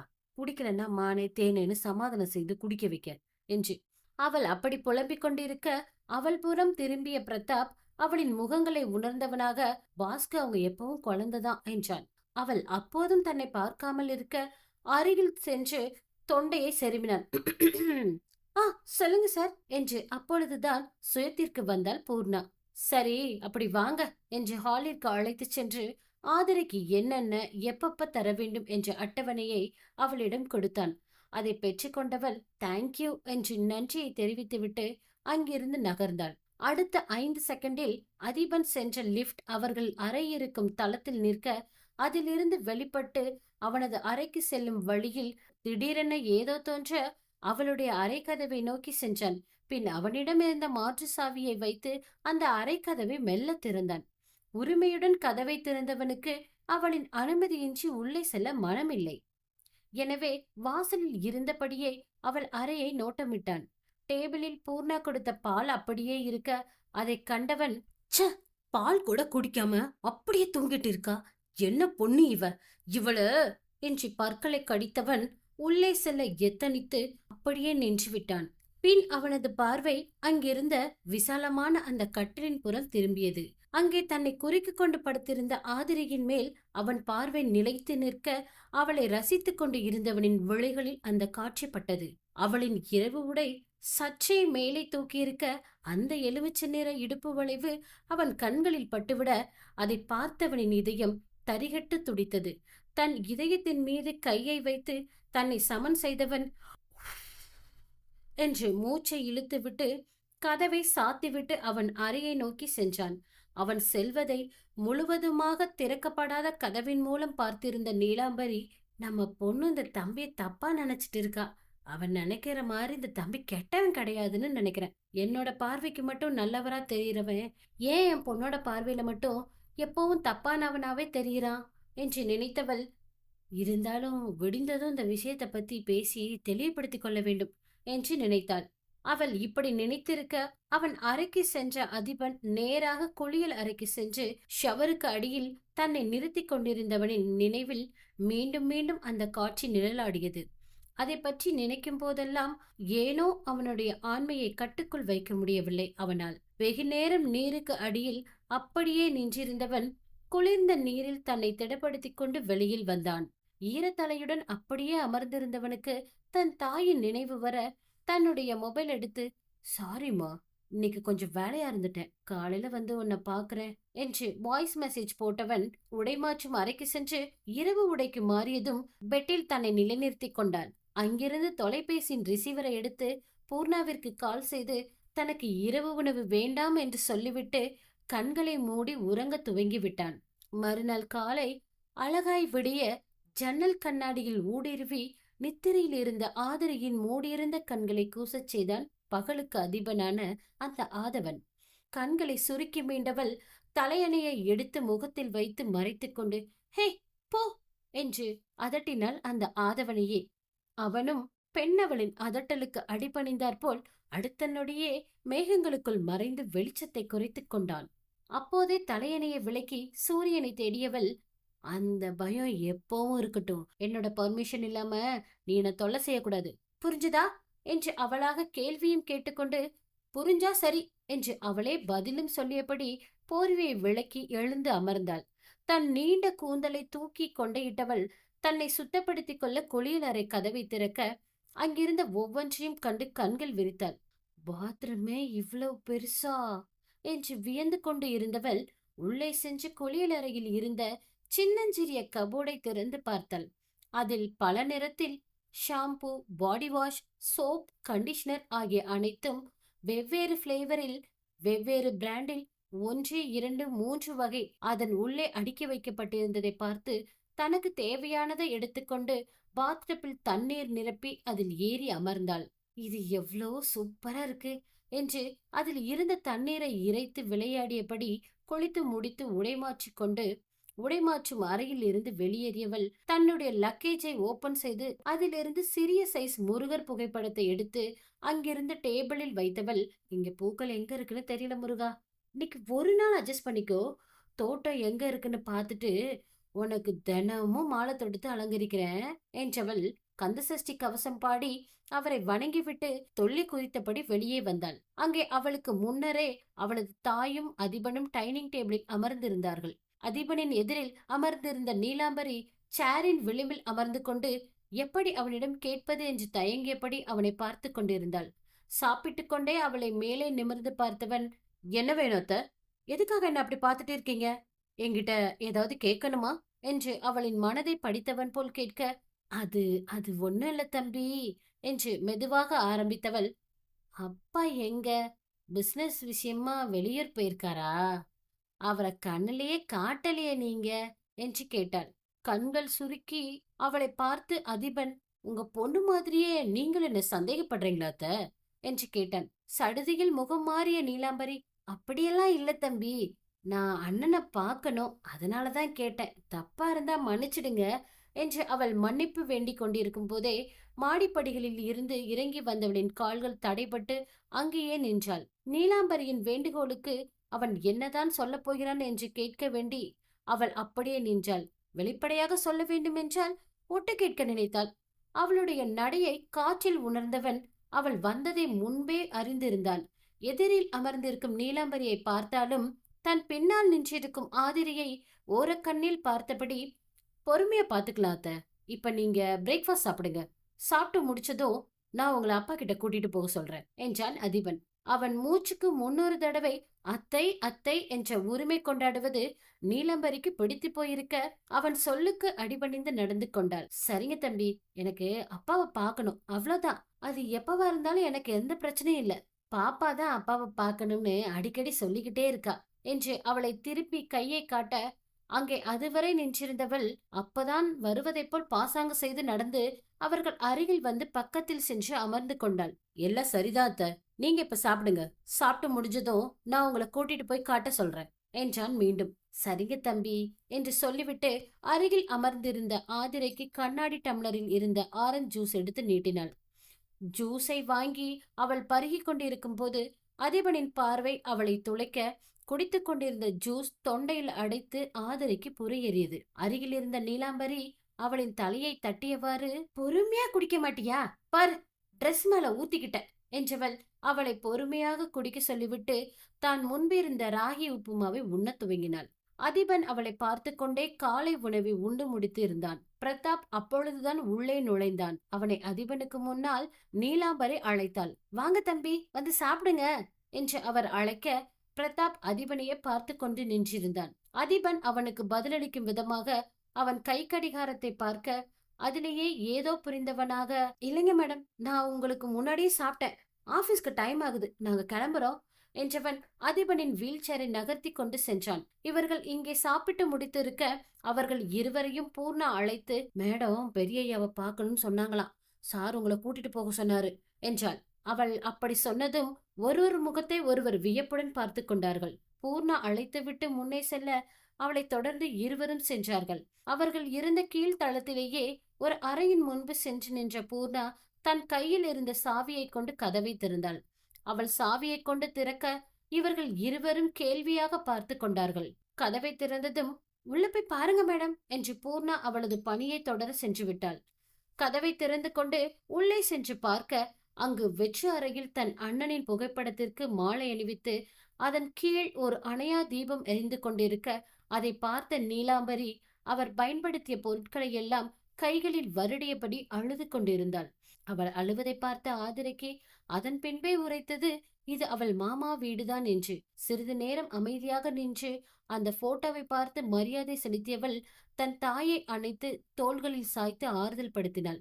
இதையெல்லாம் காரில் அமர்ந்தபடி தன் மடிக்கணினியின் வாயிலாக லைவில் பார்த்து கொண்டிருந்தான் அதிபன். அவள் மாமன் வீடு என்று தெரிந்ததும் அங்கே இருக்க ஆதிரை சம்மதிப்பாளா? பார்ப்போம் இனிவரும் அத்தியாயங்களில். அத்தியாயம் 8. ஒரு நாள் கூட என்னை பார்க்கணும்னு தோணலையாண்ணே. உங்க முகத்தை பார்க்க கூட எனக்கு உரிமை இல்லையாண்ணா. அப்படி என்ன தப்பு பண்ண என்று கதறி அழுது கொண்டிருந்த தன் தாயை அணைத்து ஆறுதல் கூறினாள் ஆதிரை. எங்க அண்ணாவை உயிரோடு இருக்கும்போதே பார்க்க முடியல, இப்படி போட்டோல பார்க்கறதுக்காகவா நான் இங்க வரணும் என்று ஆதிரை முகத்தை பார்த்து விம்மிக்கொண்டே கேட்டார் நீலாம்பரி. சரிம்மா, நீ அழாத, மாமா நம்ம கூட தான் இருப்பாரு. இப்ப எதுக்கு நீ அழுதுகிட்டே இருக்க? நீ இப்படி அழுதுட்டு இருக்கிறதால இனி என்ன பண்ண முடியும்? உன்னோட அழகை நிப்பாட்டு முதல்ல. அந்த அதிபன் தம்பி கூப்பிட்டப்ப கூட இத்தனை வருஷம் கழிச்சு என் அண்ணனை பார்க்க போற சந்தோஷத்துல வந்தேன்டி. ஆனா ஆனா இங்க என்று அங்கிருந்த அந்த புகைப்படத்தை கையை காட்டியபடி அழுதார் அவர். சரிம்மா, இனி என்ன பண்ண முடியும் என்றபடி அவரை தோளில் சாய்த்து கொண்டே வெளியில் அழைத்து வந்து சேரில் அமர வைத்து டேபிளில் இருந்த தண்ணீரை ஊற்றி கொடுத்தாள் ஆதிரை. அதை வாங்கி பருகினாள் அவள். மா, நீ அழாம இருமா, நான் ஆபீஸ் போயிட்டு வரேன். இது எனக்கு முதல் நாள், ஸோ டைமிங்க்கு அங்க இருக்கணும். இன்னும் அந்த ஆபீஸ் எங்க இருக்குன்னு கூட எனக்கு தெரியல. அதை கண்டுபிடிச்சு போய் சேர எனக்கு எப்படி 1 ஹவராது ஆகும். ஸோ நான் போய் கிளம்புறம்மா, நீ ஃபீல் பண்ணாத.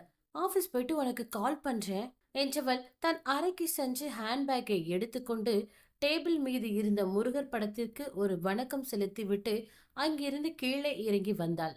அவர்கள் அந்த ரூமில் இருந்து வெளியே வரும் வரை அங்கு நடப்பவற்றை தன் தந்தையின் அறையில் பொருத்தப்பட்டிருந்த சிசிடிவி மூலம் லைவ் வீடியோவாக தனது மடிக்கணினியில் பார்த்து கொண்டு இருந்தான் அதிபன். அவளுடைய அறைகளில் இருந்து படிகளில் குதித்து குதித்து கீழே வந்தாள் ஆதிரை. அப்படி அவள் சிறுபிள்ளை போல் குதித்து வருவதை பார்த்த நீலாம்பரிக்கு அதுவரை இருந்த கவலை மறைந்து சந்தோஷம் தொற்றிக்கொண்டது. கீழே இறங்கி வந்தவள், அம்மா நான் போயிட்டு வரேன், பாய் என்று கையை காட்டியபடி வெளியே சென்று கேபை புக் செய்ய மொபைலை எடுத்தாள்.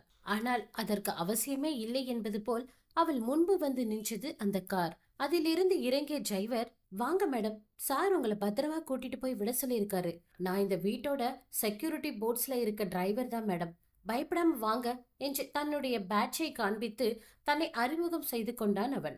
அவள் முதல் நாள் அங்கு வந்த போதே அந்த வீட்டின் பாதுகாப்புக்காக இருந்த செக்யூரிட்டிகளும் பணியாளர்களும் ஒன்று சேர்ந்துதானே இவர்களை வரவேற்றார்கள். அப்போதே அந்த வரிசையில் நின்றிருந்த கபிலனை பார்த்திருந்தாள் அவள். ஆனால் இப்போது அந்த பேட்சில் தான் அவனுடைய பெயர் கபிலன் என்பதையே பார்க்கிறாள். இருப்பினும் அவனை நேருக்கு நேர் பார்த்து, எனக்கு உங்க கூட வர்றதுல விருப்பம் இல்ல, நான் கேப் புக் பண்ணிக்கிறேன் என்று முகத்தில் அடித்தார் போல் கூறிவிட்டு அங்கிருந்து சென்றாள். பின் சிறிது தூரம் சென்று, உங்க பாஸ் கிட்ட சொல்லிடுங்க, எனக்காக அவர் எதுவும் செய்ய வேண்டாம்னு என்றவள் முன்னே சென்று தோட்டத்தில் நின்றபடி கேப் புக் செய்தாள். அடுத்த 5 நிமிடத்தில் அந்த கேப் டிரைவரிடமிருந்து ஆதிரை மொபைலுக்கு கால் வந்தது. அவள் எடுத்து பேச எதிர்முனையில் இருந்த டிரைவர், மேடம் நான் லொகேஷன் வந்துட்டேன், நீங்க எங்க இருக்கீங்க என்று கேட்டான். அந்த உயரமான கேட்டின் அருகில் சென்றவள் கேட்டை திறக்க முயன்று அது முடியாமல் போக அங்கிருந்த செக்யூரிட்டியை அழைத்து அதை திறக்கச் சொன்னாள். அவன் அவளை பார்த்து திறக்கலாமா வேண்டாமா என்று தயங்கியவாறு நிற்க, அவளின் பின்னே வந்த காரில் இருந்த கபிலன் கதவை திறந்து விடும்படி சைகை செய்தான்.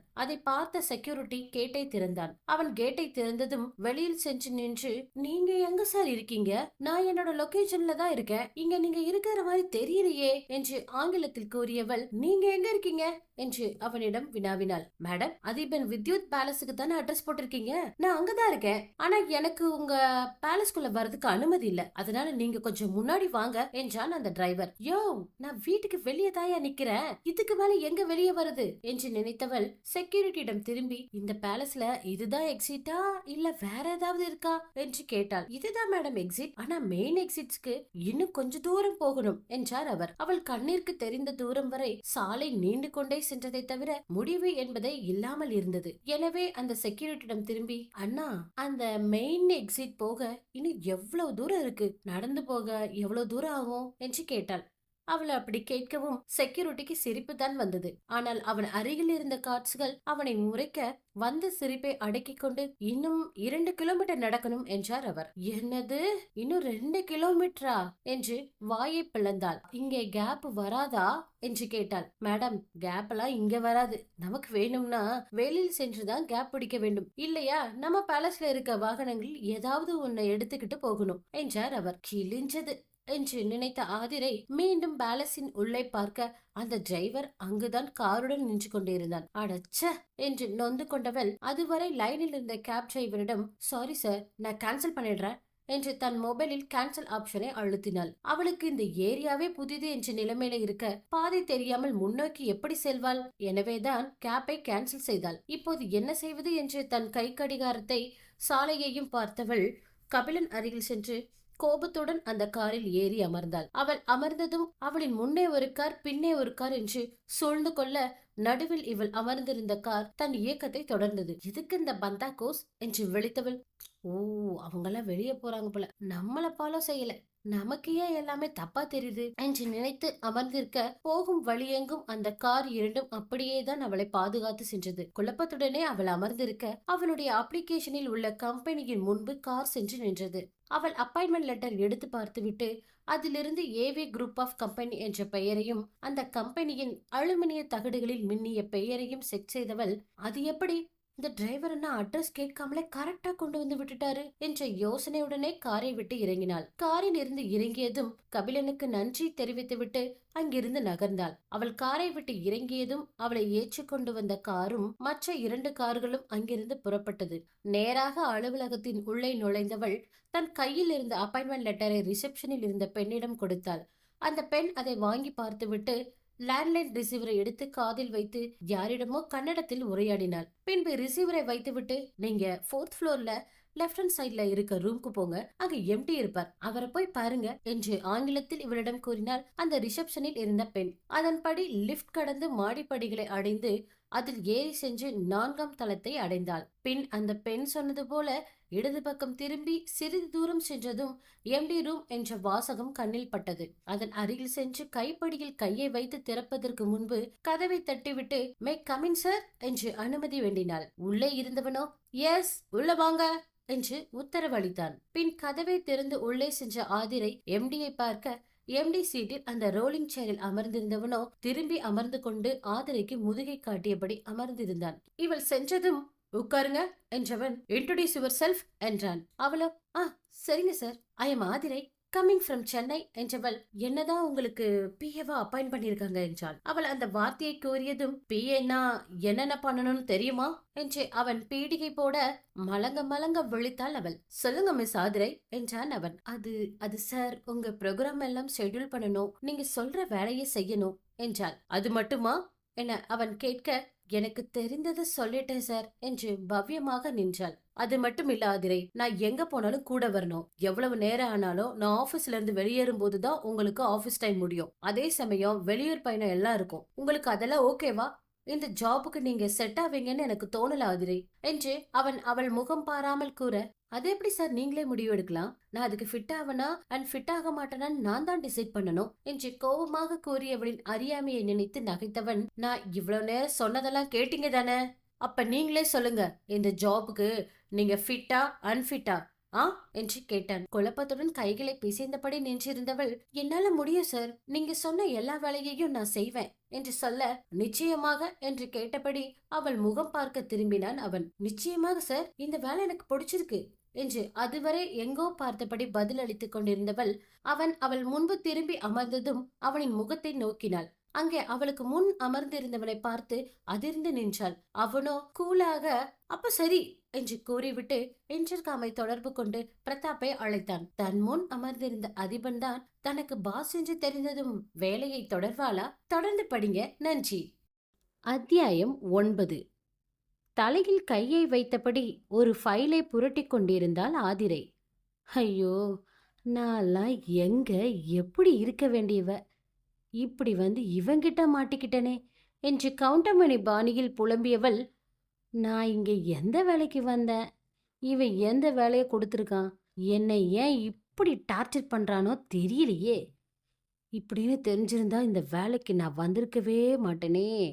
அடே, நான் உனக்கு என்னடா கெடுதல் பண்ணேன், என்னை ஏன் இப்படி அலக்களிக்கிற என்று நொந்தபடி கையில் இருந்த ஃபைலில் கவனம் செலுத்த முயன்று கொண்டிருந்தாள்.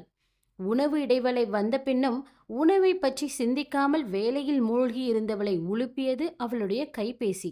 அதை எடுத்து காதில் வைத்தவள் யார் என்று கூட பார்க்காமலே, ஹலோ, யாரு என்றாள். என்னது, யாரா? என் நம்பரை கூட சேவ் பண்ணி வைக்கலையா நீ? சேவ் பண்ணி வைக்க முடியாத அளவு முக்கியமில்லாதவளா போயிட்டனா நானு என்று கத்தினாள் ரதி என்கிற ரதி தேவி. அப்போதே அவளுடைய குரலை யூகித்தவள், ரதி நீயா, சொல்லுடி என்றாள் சோர்வுடன். என்னத்த சொல்றது, நேத்து பெங்களூர் வரேன்னு சொல்லியிருந்த, வந்து சேர்ந்துட்டியா இல்லையான்னு ஒரு வார்த்தை கூட எனக்கு ஃபோன் பண்ணி சொல்லல, வீட்டுக்கும் வரல, அப்படி எங்க தாண்டி போன, வழி தெரியாம எங்கனா போய் மாட்டிக்கிட்டியா என்று கேட்டாள். இல்லடி, அதெல்லாம் கரெக்டா வந்துட்டேன், அம்மாவோட தான் வந்திருக்கேன் என்றாள் ஆதிரை. இப்ப எங்க இருக்கன்னு அட்ரஸ் சொல்லு, நான் வந்து உன்னையும் அம்மாவையும் கூட்டிட்டு போறேன் என்றாள் அவள். நீ இப்ப வர வேண்டாண்டி, அம்மாவை எங்க மாமா வீட்டுல பாதுகாப்பா விட்டுட்டு தான் வந்திருக்கேன் என்று ஆதிரை சொன்னதும், அது யாருடி உனக்கு மாம, எனக்கு தெரியாமல் என்று ரதி கேட்டாள். அது ஒரு பெரிய கதடி, நான் உன்னை நேர்ல பார்க்கும்போது அதை பத்தி சொல்றேன். நான் இங்க முதல் நாள் வேலையில ஜாயின் பண்ணியிருக்கேன், என்னை தொந்தரவு செய்யாதடி, நம்ம கண்டிப்பா நேர்ல மீட் பண்ணலாம், ஈவினிங் கால் பண்றேன், இப்ப போனை வை என்றாள் ஆதிரை. என்னடி சொல்ற, ஆபீஸ்ல ஜாயின் பண்ணிட்டியா, எப்போ, எப்படி என்று கேட்டவளிடம், நான் எல்லாத்தையும் டீட்டெயிலா நேர்ல மீட் பண்ணும்போது சொல்றேன்டி, இப்ப காலை கட் பண்றியா, கொஞ்சம் வேலையா இருக்கேன் என்றவள் எதிர்முனையில் இருப்பவளின் பதிலை கூட எதிர்பாராமல் போனை கட் செய்து இருந்தாள். அவள் கட் செய்த அடுத்த நிமிடத்தில் மீண்டும் கால் வர எடுத்து காதில் வைத்தவள், நான் தான் சொல்றேன்லடி நேர்ல வந்து பேசலாம்னு, திரும்ப திரும்ப எதுக்கு கால் பண்ணிட்டே இருக்க, ஒரு தடவை சொன்னா புரியாதா என்று கோபத்துடன் போனை கட் செய்ய போனவளை தடுத்து நிறுத்தியது அவளின் தாயின் குரல். நான் இப்பதாண்டா கால் பண்றேன், நீ யாருன்னு நினைச்சு என்ன திட்டுற, வேலையா இருக்கியா, நான் வேணும்னா போனை கட் பண்ணவா என்று கேட்டார் நீலாம்பரி. ஐயோ, நீயாமா, சாரிம்மா, நான் ரதின்னு நினைச்சேன், அவ தான் நீ கால் பண்றதுக்கு முன்னாடி கால் பண்ணியிருந்தா, அவளோன்னு நினைச்சுதான் என்று இழுவையா இழுத்தாள். நீ சொல்லுமா, எதுக்கு கால் பண்ணியிருந்த, ஏதாவது முக்கியமான விஷயமா இருந்தா சீக்கிரமா சொல்லு, எதுவும் அவசரம் இல்லைன்னா நான் உன்கிட்ட அப்புறமா பேசட்டுமா, நான் கொஞ்சம் வேலையா இருக்கேன் என்றாள். முக்கியமான விஷயம் எதுவும் இல்லம்மா, மணி 2 போகுது, நீ சாப்பிட்டியான்னு கேட்க தான் கால் பண்ணேன் என்றார் அவர். அவள் சொல்லிக் கொண்டிருக்கும் போதே தன் கை கடிகாரத்தை பார்த்தவளுக்கு நேரம் போவதே தெரியாமல் வேலையில் மூழ்கி விட்டதை நினைத்தவளுக்கு அவன் மீதான வன்மம் கூடியது. உன்னெல்லாம் பெத்தாங்களா செஞ்சாங்களாடா, மனுஷனுக்கு பசியே தெரியாத அளவுக்கு வேலை கொடுக்கற என்று அவனை மனதிற்குள் வறுத்தெடுத்து கொண்டிருந்தாள். என்னம்மா பதிலையே காணோம், சாப்பிட்டியா இல்லையா என்று கேட்ட தன் தாயின் குரலில் சுயத்திற்கு வந்தவள், ஆ சாப்பிட்டேம்மா, இப்ப கொஞ்சம் வேலையா இருக்கேன், நான் அப்புறமா கால் பண்ணட்டுமா என்று மீண்டும் கேட்க, சரிம்மா, நீ உன் வேலைய பாரு, ஃப்ரீ ஆகிட்டு கால் பண்ணு என்றவர் எதிர்முனையில் போனை துண்டித்திருந்தார். போனை வைத்துவிட்டு மீண்டும் அந்த ஃபைலில் இருந்த கணக்கு வழக்குகளை சரிபார்த்து கொண்டிருந்தவளை தொல்லை செய்தது அவளின் அருகில் இருந்த அலைபேசி. ச்ச, இது வேறவா என்று சலித்து கொண்டு போனை எடுத்து காதில் வைத்து ஹலோ என்றாள். எதிர்முனையில் இருந்து வந்த குரலில் யோசனையுடன் காதில் இருந்த ரிசீவரை எடுத்து பார்த்துவிட்டு மீண்டும் காதில் பொத்திக்கொண்டு ஹலோ சொல்லுங்க சார் என்றாள். சொல்லுங்க சாரா? சொல்றதுக்கு தானே கால் பண்ணியிருக்கேன். நான் சொல்ல மாட்டேனா? சொல்லுங்க சார்ன்னு வேற கேப்பியா என்றான். "ஹ, இவ என்ன லூசா? போன்ல அப்புறம் எப்படி பேசுவாங்க என்று நினைத்துக்கொண்டு எதுவும் பேசாமல் அமைதி காத்தாள். என்ன அமைதியா இருக்க? இல்ல சார், ஏதோ சொல்லணும்னு சொன்னீங்களே, அதை கேட்கறதுக்காக வெயிட் பண்ணிட்டு இருக்கேன் என்றாள் அவள். That's good. ஆனா இனிமே போன் எடுத்தா யார்கிட்டயும் சொல்லுங்கன்னு சொல்லாத என்றவனை இடைமறித்து, அப்புறம் எப்படி சார் பேசணும் என்றாள் அவள். அவன் அவளிடம் பேசுவதற்காகவே வம்பை வளர்த்து கொண்டு இருக்க, அவள் அதற்கும் காரணம் கேட்டு திருத்திக் கொள்ள நினைப்பதை எண்ணி நகைத்தவன், நீ எந்த டிபார்ட்மெண்ட்ல இருந்து பேசுற அப்படிங்கறது சொல்லணும் என்றான். இல்ல, எனக்கு புரியல என்றாள் அவள். என்ன புரியல என்று அவன் கேட்க, எப்படி இருந்தாலும் இந்த டிபார்ட்மெண்ட்டுக்கு இந்த நம்பர்னு கொடுத்திருப்பீங்க. அதை வச்சுதான் யாரா இருந்தாலும் கால் பண்ணுவாங்க. அப்படி இருக்கும்போது நான் எதுக்கு இந்த டிபார்ட்மெண்ட்ல இருந்து பேசுறேன்னு என்ன அறிமுகம் செஞ்சுக்கணும் என்று கேட்டாள் அவள். இதெல்லாம் மட்டும் கரெக்டா கேளு என்று மனதுள் நினைத்தவன், அவங்க தவறுதலா கூட நம்பர் போட்டிருக்கலாம். நீ சொன்னாதான் அவங்களுக்கு தவறுனே தெரியும். சோ இனிமே நீ எந்த ஃபோன் வந்தாலும், ஹலோ, நான் அக்கவுண்ட் டிபார்ட்மெண்ட்ல இருந்து ஆதிரை பேசுறேன். இல்ல அன்னைக்கு வேற ஏதாவது டிபார்ட்மெண்ட்ல இருந்தேன்னா, ஃபார் எக்ஸாம்பிள் ரிசப்ஷன்ல நீ இருக்கன்னா, ஹலோ, நான் ரிசப்ஷன்ல இருந்து ஆதிரை பேசுறேன் அப்படின்னு சொல்லி முதல்ல உன்னை இன்ட்ரோ பண்ணிக்கணும் என்றான் அவன். நீ மட்டும்தான்டா இப்படி புதுசு புதுசா யோசிக்கிற என்று நினைத்தவள், உன்கிட்ட வேலை செய்யறது ரொம்ப கஷ்டம். கூடிய சீக்கிரம் வேற நல்ல வேலை பார்க்கணும் என்று நினைத்தவள் அவனிடம் மறுபேதும் சொல்லாமல், சரிங்க சார், இனிமே அப்படியே பேசுறேன் என்றாள். சரி, ஓகே. இப்ப நீ அங்க என்ன பண்ற என்று அவன் கேட்க, தன் முன் இருந்த ஃபைல் குவியலை பார்த்தவள், அக்கவுண்ட்ஸ் டிபார்ட்மெண்ட்ல இருந்த ஃபைல்ஸ் எல்லாம் செக் பண்ணிட்டு இருக்கேன் சார் என்றாள் அவள். செக் பண்ணிட்டியா என்று அதிபன் கேட்க, செக் பண்ணிட்டேன் சார், ஆனா இன்னும் கொஞ்சம் இருக்கு என்றவளின் பதிலில் அவளுடைய சோர்வை உணர்ந்தவன், அது எல்லாத்தையும் அப்படியே ஓரமா எடுத்து வச்சுட்டு உடனே என்னோட கேபினுக்கு வா என்றான். ம், சரிங்க சார் என்றவள் அவன் சொன்னது போலவே அந்த ஃபைலை எல்லாம் எடுத்து தன்னுடைய லாக்கரில் வைத்துவிட்டு மேலே அவனது அறையை நோக்கி சென்றாள். போகும் வழியில் காலையில் நடந்ததை பற்றியே சிந்தித்தபடி சென்றாள். காலை அதிபனின் முன்பு நின்றிருந்த அவள் அனைத்து வாக்குறுதிகளையும் கொடுத்த பிறகே தன் முன் இருப்பவனின் முகத்தையே பார்த்தாள். அச்சோ, இவனா? தொக்கா வந்து மாட்டிக்கிட்டனே. நாம தான்னு தெரிஞ்சதும் இவன் என்னென்ன பண்ண போறானோ தெரியலையே என்று கைகளை பிசைந்து கொண்டு அவன் முன்பு நின்று இருக்க, அவனோ போனை எடுத்து காதில் வைத்து பிரதாப்பிற்கு அழைத்தான். அடுத்த 5 நிமிடத்திற்குள்ளாக பிரதாப் அவர்கள் அறையில் இருந்தான். அவனிடம் இவளுடைய வேலைகளை அலாட் செய்ய சொல்லி உடன் அனுப்பி வைத்தான் அதிபன். பிரதாப்புடன் அவள் செல்லும்போது அவன் மரியாதை நிமித்தமாக இடைவெளி விட்டு நடந்தான். சிறிது தூரம் சென்றதும், மேடம், நீங்க சாரை பத்தி தப்பா நினைக்காதீங்க.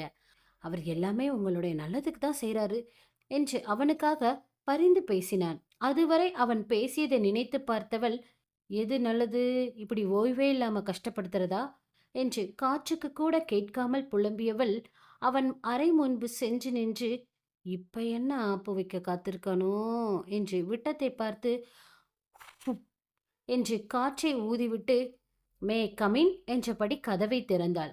அடுத்த அத்தியாயத்தில் பார்ப்போம். உங்களுடைய விமர்சனங்களுக்காக காத்து கொண்டிருக்கிறோம். அத்தியாயம் 10. ஆதிரை சென்று கதவை தட்டிவிட்டு அனுமதி வேண்டினாள். உள்ளே இருந்து, எஸ், உள்ள வா என்றான் அதிபன். அவள் கைப்பிடியில் கை வைத்து கதவை திறப்பதற்கும், அதிபன் தன் சேருக்கு கீழே இருந்து ஒரு பெண்ணின் தலையை பிடித்து மேலே இழுப்பதற்கும் நேரம் சரியாக இருக்க, அந்த காட்சி அவள் கண்ணில் பட்டது. கீழே இருந்து எழுந்த அவளோ ஒரு கையில் இருந்த சாக்லேட்டை பின்புறம் மறைத்தபடி வைத்துக்கொண்டு மற்றொரு கையால் அவளுடைய தலைமுடியை அதிபனிடமிருந்து விலக்கிக் கொண்டே தன் இதழ்களை நாவால் சுத்தம் செய்தாள். அந்த காட்சியை பார்த்த அவள் அதில் இரட்டை அர்த்தத்தை உணர்ந்து, சிச்சி, கொஞ்சம் கூட விவஸ்தையே இல்ல. கதவை லாக் பண்ணிட்டு எதையெல்லாம் பண்ணணுமோ அதையெல்லாம் கதவை திறந்து வச்சுக்கிட்டே பண்ணுதுங்க என்று முணங்கியவள், சாரி சார், நான் தவறான நேரத்துல வந்துட்டேன்னு நினைக்கிறேன். நான் வெளியே வெயிட் பண்றேன் என்று சொல்லிவிட்டு திரும்பி நடந்தவளை தடுத்து நிறுத்தினான் அவன். ஏய், நில்லு உன்னை இங்க வர சொன்னது நான் சொல்லாம நீ எங்கேயும் நகரக்கூடாது என்றான். ஆதிரையோ அவனையும் அவன் அருகில் இருந்த பெண்ணையும் அருவருக்கும் பார்வை பார்த்தபடி அங்கு நிலை கொள்ளாமல் நின்றாள். அதை பார்த்த அதிபன் அருகில் இருந்த பெண்ணிடம் திரும்பி, இனிமே நீ இந்த ஆபீஸ் பக்கமே வரக்கூடாது என்று காட்டமாக கூறினான். அவளோ அவன் மீது துளியளவும் பயமில்லாமல், ஏன் ஏவி, நான் உங்களை பார்க்க இங்க வரக்கூடாதா? நான் எவ்வளவு ஆசையா வந்தேன். நீங்க என்னடான்னா ஆபீஸ்க்கே வரக்கூடாதுன்னு உங்க ஸ்டாஃப் முன்னாடி என்ன அசிங்கப்படுத்துறீங்க. உங்களுக்கு என் மேல கொஞ்சம் கூட பாசமே இல்ல. உங்களுக்கு என்ன பார்க்கணும்னு தோணலையா? எப்பவும் நான் தான் உங்களை பார்க்க வரேன். இருந்தும் நீங்க என்ன இப்படி அவாய்ட் பண்றீங்க. நான் உங்களை எவ்வளோ லவ் பண்றேன் தெரியுமா? என்று அவள் பேசிக்கொண்டிருப்பதை கேட்டவன் முகத்தில் எந்த உணர்ச்சியும் காட்டாமல், தயவு செஞ்சு வெளியே போறியா? உன்னுடைய இந்த பிதற்றல் இல்லாம கேட்கறதுக்கு எனக்கு டைம் இல்ல. Just get out from my room என்றான் அவன் அந்த மோகினியை பார்த்து. அவன் எவ்வளவுதான் காரி துப்பினாலும் நான் துடைத்து தள்ளிவிட்டு போய்விடுவேன் என்பது போல் நின்றிருந்தவள் அவன் அருகில் சென்று, ஐ லவ் யூ ஏவி என்று அவன் கன்னங்களை தடவி வழிந்தபடியே கூறிய மறுநொடி அவன் கன்னத்தில் நச்சென்று ஒரு எச்சு வைத்தாள். சட்டென நடந்த நிகழ்வால் தன் எதிர்ப்பை காட்ட முடியாமலும் எழுந்து அவளை அறைய முடியாமலும் போனதை நினைத்து கோபம் வர கண்கள் ரத்த சிவப்பாக டிஷ்யூவை கொண்டு கன்னத்தை துடைத்தபடி, என் பொறுமையை நீ ரொம்ப சோதிச்சுட்ட. இதுக்கான பலனை உன்னோட சேர்ந்து உன் குடும்பமும் அனுபவிக்கும் என்றவன், இப்ப நீ வெளியே போறியா இல்ல என்னோட காட்ஸுகள் கையால வெளியே தள்ள சொல்லட்டுமா என்று கேட்டவனை முறைத்து கொண்டு அவள் நின்றிருந்தாள். ஆதிரியோ வெளியசையாது வாயில் கையை வைத்து அங்கு நடப்பவற்றை வேடிக்கை பார்த்து நின்றாள். ஒரு ஸ்டாஃப் முன்னாடி அப்படி அவளை அவமானப்படுத்தியது மோகினியின் கோபத்திற்கு தூபம் போட கால்களை தரையில் உதைத்தபடி ஆதிரியை முறைத்து கொண்டு அந்த அறையை விட்டு வெளியேறினாள் அவள். எனக்காகலாம் ஒன்னும் நீங்க அவங்கள திட்ட வேணாம் என் ஆருயிர் மாமா. என்னதான் இருந்தாலும் கதவை லாக் பண்ணிட்டு ரொமான்ஸ் பண்ணிருக்கலாம். இப்படி கதவை திறந்து வச்சுட்டேவா இப்படி அசிங்கமா நடந்துப்பீங்க? அதுவும் ஆபீஸ் ரூம்ல வச்சு உங்களுக்கு வேற இடமே கிடைக்கலையா? சிச்சி, இதெல்லாம் கொஞ்சம் கூட நல்லா இல்ல மாமா என்றாள் ஆதிரை. அவள் கிண்டலாக வாய்க்கு வாய் மாமா என்று அழைத்திருந்தாலும் தன்னை மாமா என்று அழைத்ததை நினைத்து சந்தோஷப்படுவதா, இல்லை அவள் தன்னை தவறாக புரிந்து கொண்டிருப்பதை நினைத்து வருத்தப்படுவதா என்று நினைத்தவனால் எதை பற்றியும் யோசிக்க முடியவில்லை. நான் எப்படி இருந்தா உனக்கு என்ன? நீ வந்த வேலையை மட்டும் பாரு என்றானே தவிர அதற்காக அவன் அவளுக்கு விளக்கம் கொடுக்க முன்வரவில்லை. ஆனால் அங்கு நடந்ததை அவளுக்கு தெளிவுபடுத்த வேண்டும் என்று நினைத்தான். எனவே தன் லேப்டாப்பை திருப்பி அவள் முன்பு வைத்து அந்த வீடியோவை ஓடவிட்டான். அதில் அவ்வளவு நேரம் சாக்லேட்டை தின்று கொண்டிருந்த மோகினி அவனுடைய பர்சனல் அறையில் இருந்து வெளிப்படும் வேளையில் அவன் அவளை பார்க்காதவாறு மறைந்து கொள்ள நினைத்து அவன் அமரவிருக்கும் இடத்திலேயே சென்று மறைந்து அமர்ந்து கொண்டாள். அவள் மறைந்திருப்பதை பார்த்த அதிபன் அவளின் தலைமுடியை தூக்கி நிறுத்தி, அதன் பின்பு அங்கு நடந்ததை தான் நாம் அறிவோமே. அவளுடைய கோணத்தில் வேறொரு பக்கத்தில் இருந்து பார்த்து அவனை பற்றி தவறாக புரிந்து கொண்டதை நினைத்து தலையில் அடித்து கொண்ட ஆதிரை மெல்ல அவனிடம், சாரிங்க சார், நான் தப்பா நினைச்சிட்டேன் என்றாள். தப்பானா எப்படி என்று புரும் உயர்த்தி கேட்டான் அவன். அதற்கு அவள் கூறிய பதிலை கேட்டு முகம் சுளித்தவன், என்ன பார்த்தா பொறுக்கி மாதிரி தெரியுதா என்று கேட்டான். அது அப்படி இல்ல மாமா, நீங்க என்னோட இடத்துல நின்னு பாத்தீங்கன்னா என்று அவள் சொல்லிக் கொண்டிருக்கும் போதே, உன்னோட இடத்துல நின்னு என்று கேட்டுக்கொண்டே தன் வீல் சேரின் உதவியுடன் அவளை நெருங்கியிருந்தான் அதிபன். அத்தியாயம் 11. காரில் சென்று கொண்டிருக்கும் போது தலை குனிந்தபடி வாய் பேசாமல் அமைதியாக அமர்ந்திருந்தாள் ஆதிரை. என்ன பேச்சையே காணோ என்று அவளை சீண்டி பார்க்க நினைத்து கேட்டான் அதிபன். அவனுக்கு பதிலேதும் சொல்லாமல் முறைத்து கொண்டு அமர்ந்திருந்தாள் அவள். மதியம் நடந்ததை நினைத்தவள் முகத்தை வேறு புறமாக திருப்பிக் கொண்டாள். இங்கிருந்து பார்த்தா தெரியும் நான் ஏன் உங்களை தவறா புரிஞ்சுக்கிட்டேன்னு என்று கூறிய ஆதிரையின் அருகில் தன்னுடைய வீல் சேரை இயக்கி கொண்டு வந்த அதிபன், அப்படியா? இங்கிருந்து பார்த்தா அப்படி எதுவும் தெரியலையே என்றான் நக்கல் தோனியில் அவளை பார்த்து கொண்டே. இங்கிருந்து அங்க பார்க்க சொன்ன என்ன இல்ல என்று முறைத்தாள். ஓ என்று ராகம் இழுத்தவன் அங்கிருந்து நகர அவள் துப்பட்டாவின் பாகம் தன்னுடைய வீல்சேரில் ஒரு முனையில் மாட்டிக்கொள்ள அவன் நகர்ந்ததும் அது இழுக்கப்பட துப்பட்டாவை பிடித்துக்கொண்டு அவன் மடியில் சென்று விழுந்தாள். இது எதுவும் அறியாத அவன், எதுக்கு இப்படி மேல வந்து விழுற? மாமா மேல அவ்வளவு ஆசையா என்று கேட்டான். அவள் துப்பட்டாவை பிடித்துக்கொண்டு உடையை சரி செய்தவாறு எழுந்தவள், அதுக்கு வேற ஆளை பாருங்க, எனக்கு ஆள் இருக்கு என்றாள். எப்படி, காலேஜ்ல எல்லார்கிட்டயும் சொல்லுவியே அந்த பொய்யான ஃபியான்சியா என்று கேட்டான். இவருக்கு எப்படி தெரியும் என்று நினைத்தவள், அப்படிலாம் இல்ல. உண்மையாவே எனக்கு ஆள் இருக்கு. அவர தேடி தான் நான் பெங்களூர் வந்திருக்கேன் என்றாள். வாட்டெவர், நீ தேடி வந்தது உனக்கு கிடைக்காது. அப்படி கிடைச்சாலும் அது உனக்கு சொந்தம் ஆகாது. நீ எனக்கு மட்டும்தான் சொந்தம் என்றவன், இப்ப வா, ஒரு முக்கியமான இடத்துக்கு போகணும் என்று அழைத்தான். என்ன இப்படி அபசகுனமா பேசுறாரு என்று அவன் முதலில் கூறியதை மட்டும் காதில் வாங்கியவள், பிற்பாதியை செவியில் வாங்க மறுத்ததன் விளைவுதான் கோபம் மட்டும். பிற்பாதியை கேட்டிருந்தால் என்ன செய்திருப்பாளோ அதை அவள் மட்டும் அறிவாள். அவளுடைய கார் 2-3 வளைவுகளை கடந்து ஒரு வீட்டின் கேட்டின் முன்பாக சென்று நின்றது. அந்த வீட்டின் செக்யூரிட்டி இவர்கள் காரின் அடையாளத்தை கண்டவுடன் ஓடி வந்து கேட்டை திறந்து விட்டான். கார் போர்டிகோவை கடந்து வீட்டு வாசலில் போய் நின்றது. அதிலிருந்து அவர்களுக்கு முன்பாக கீழே இறங்கிய பிரதாப் கார் டிக்கிக்கு அருகில் சென்று அதை ஓபன் செய்து அதிபனுடைய வீல் சேரை எடுத்துக்கொண்டு வந்து அவனின் கார் இருக்கை அருகே வைத்து கதவை திறந்தான். அதன் பின்பு அதிபனை தாங்கி பிடிக்கச் செல்ல, நீ இரு என்று கையை நீட்டி அவனை தடுத்தவன், நீ வா என்று ஆதிரை அழைத்து, நீ என்னை இதுல உட்காரவை என்றான். அதுவரை அவனை நிமிர்ந்து கூட பார்க்காமல் அமர்ந்திருந்தவள், என்னது, நானா என்று கேட்டாள் மிரளும் விழிகளுடன். ஆமா, இங்கு உன்னை தவிர வேற யாராவது இருக்காங்களா? உன்னத்தான் சொல்றேன், வா என்று அழைத்தான். எருமை நல்லா தின்னு தின்னு உடம்ப திடகாத்திரமா வச்சிருக்கு. இந்த நிலைமையிலயும் ஜிம்முக்கு போகிறவங்கள விட பாடிய பில்டப் பண்ணி வச்சிருக்கோம். இதுல ஒவ்வொரு கையிலயும் ஆம்ச பார்க்கவே பா அப்படி இருக்கு. இதுல நான் உன்னை தூக்கி விடணுமாடா? என்னை பார்த்தா உனக்கு பாவமா இல்லையாடா? உன்னை தூக்கி எனக்கு எசக்கு பிசக்க ஏதாச்சும் ஆனா யாருடா என்ன பார்த்துப்பாங்க?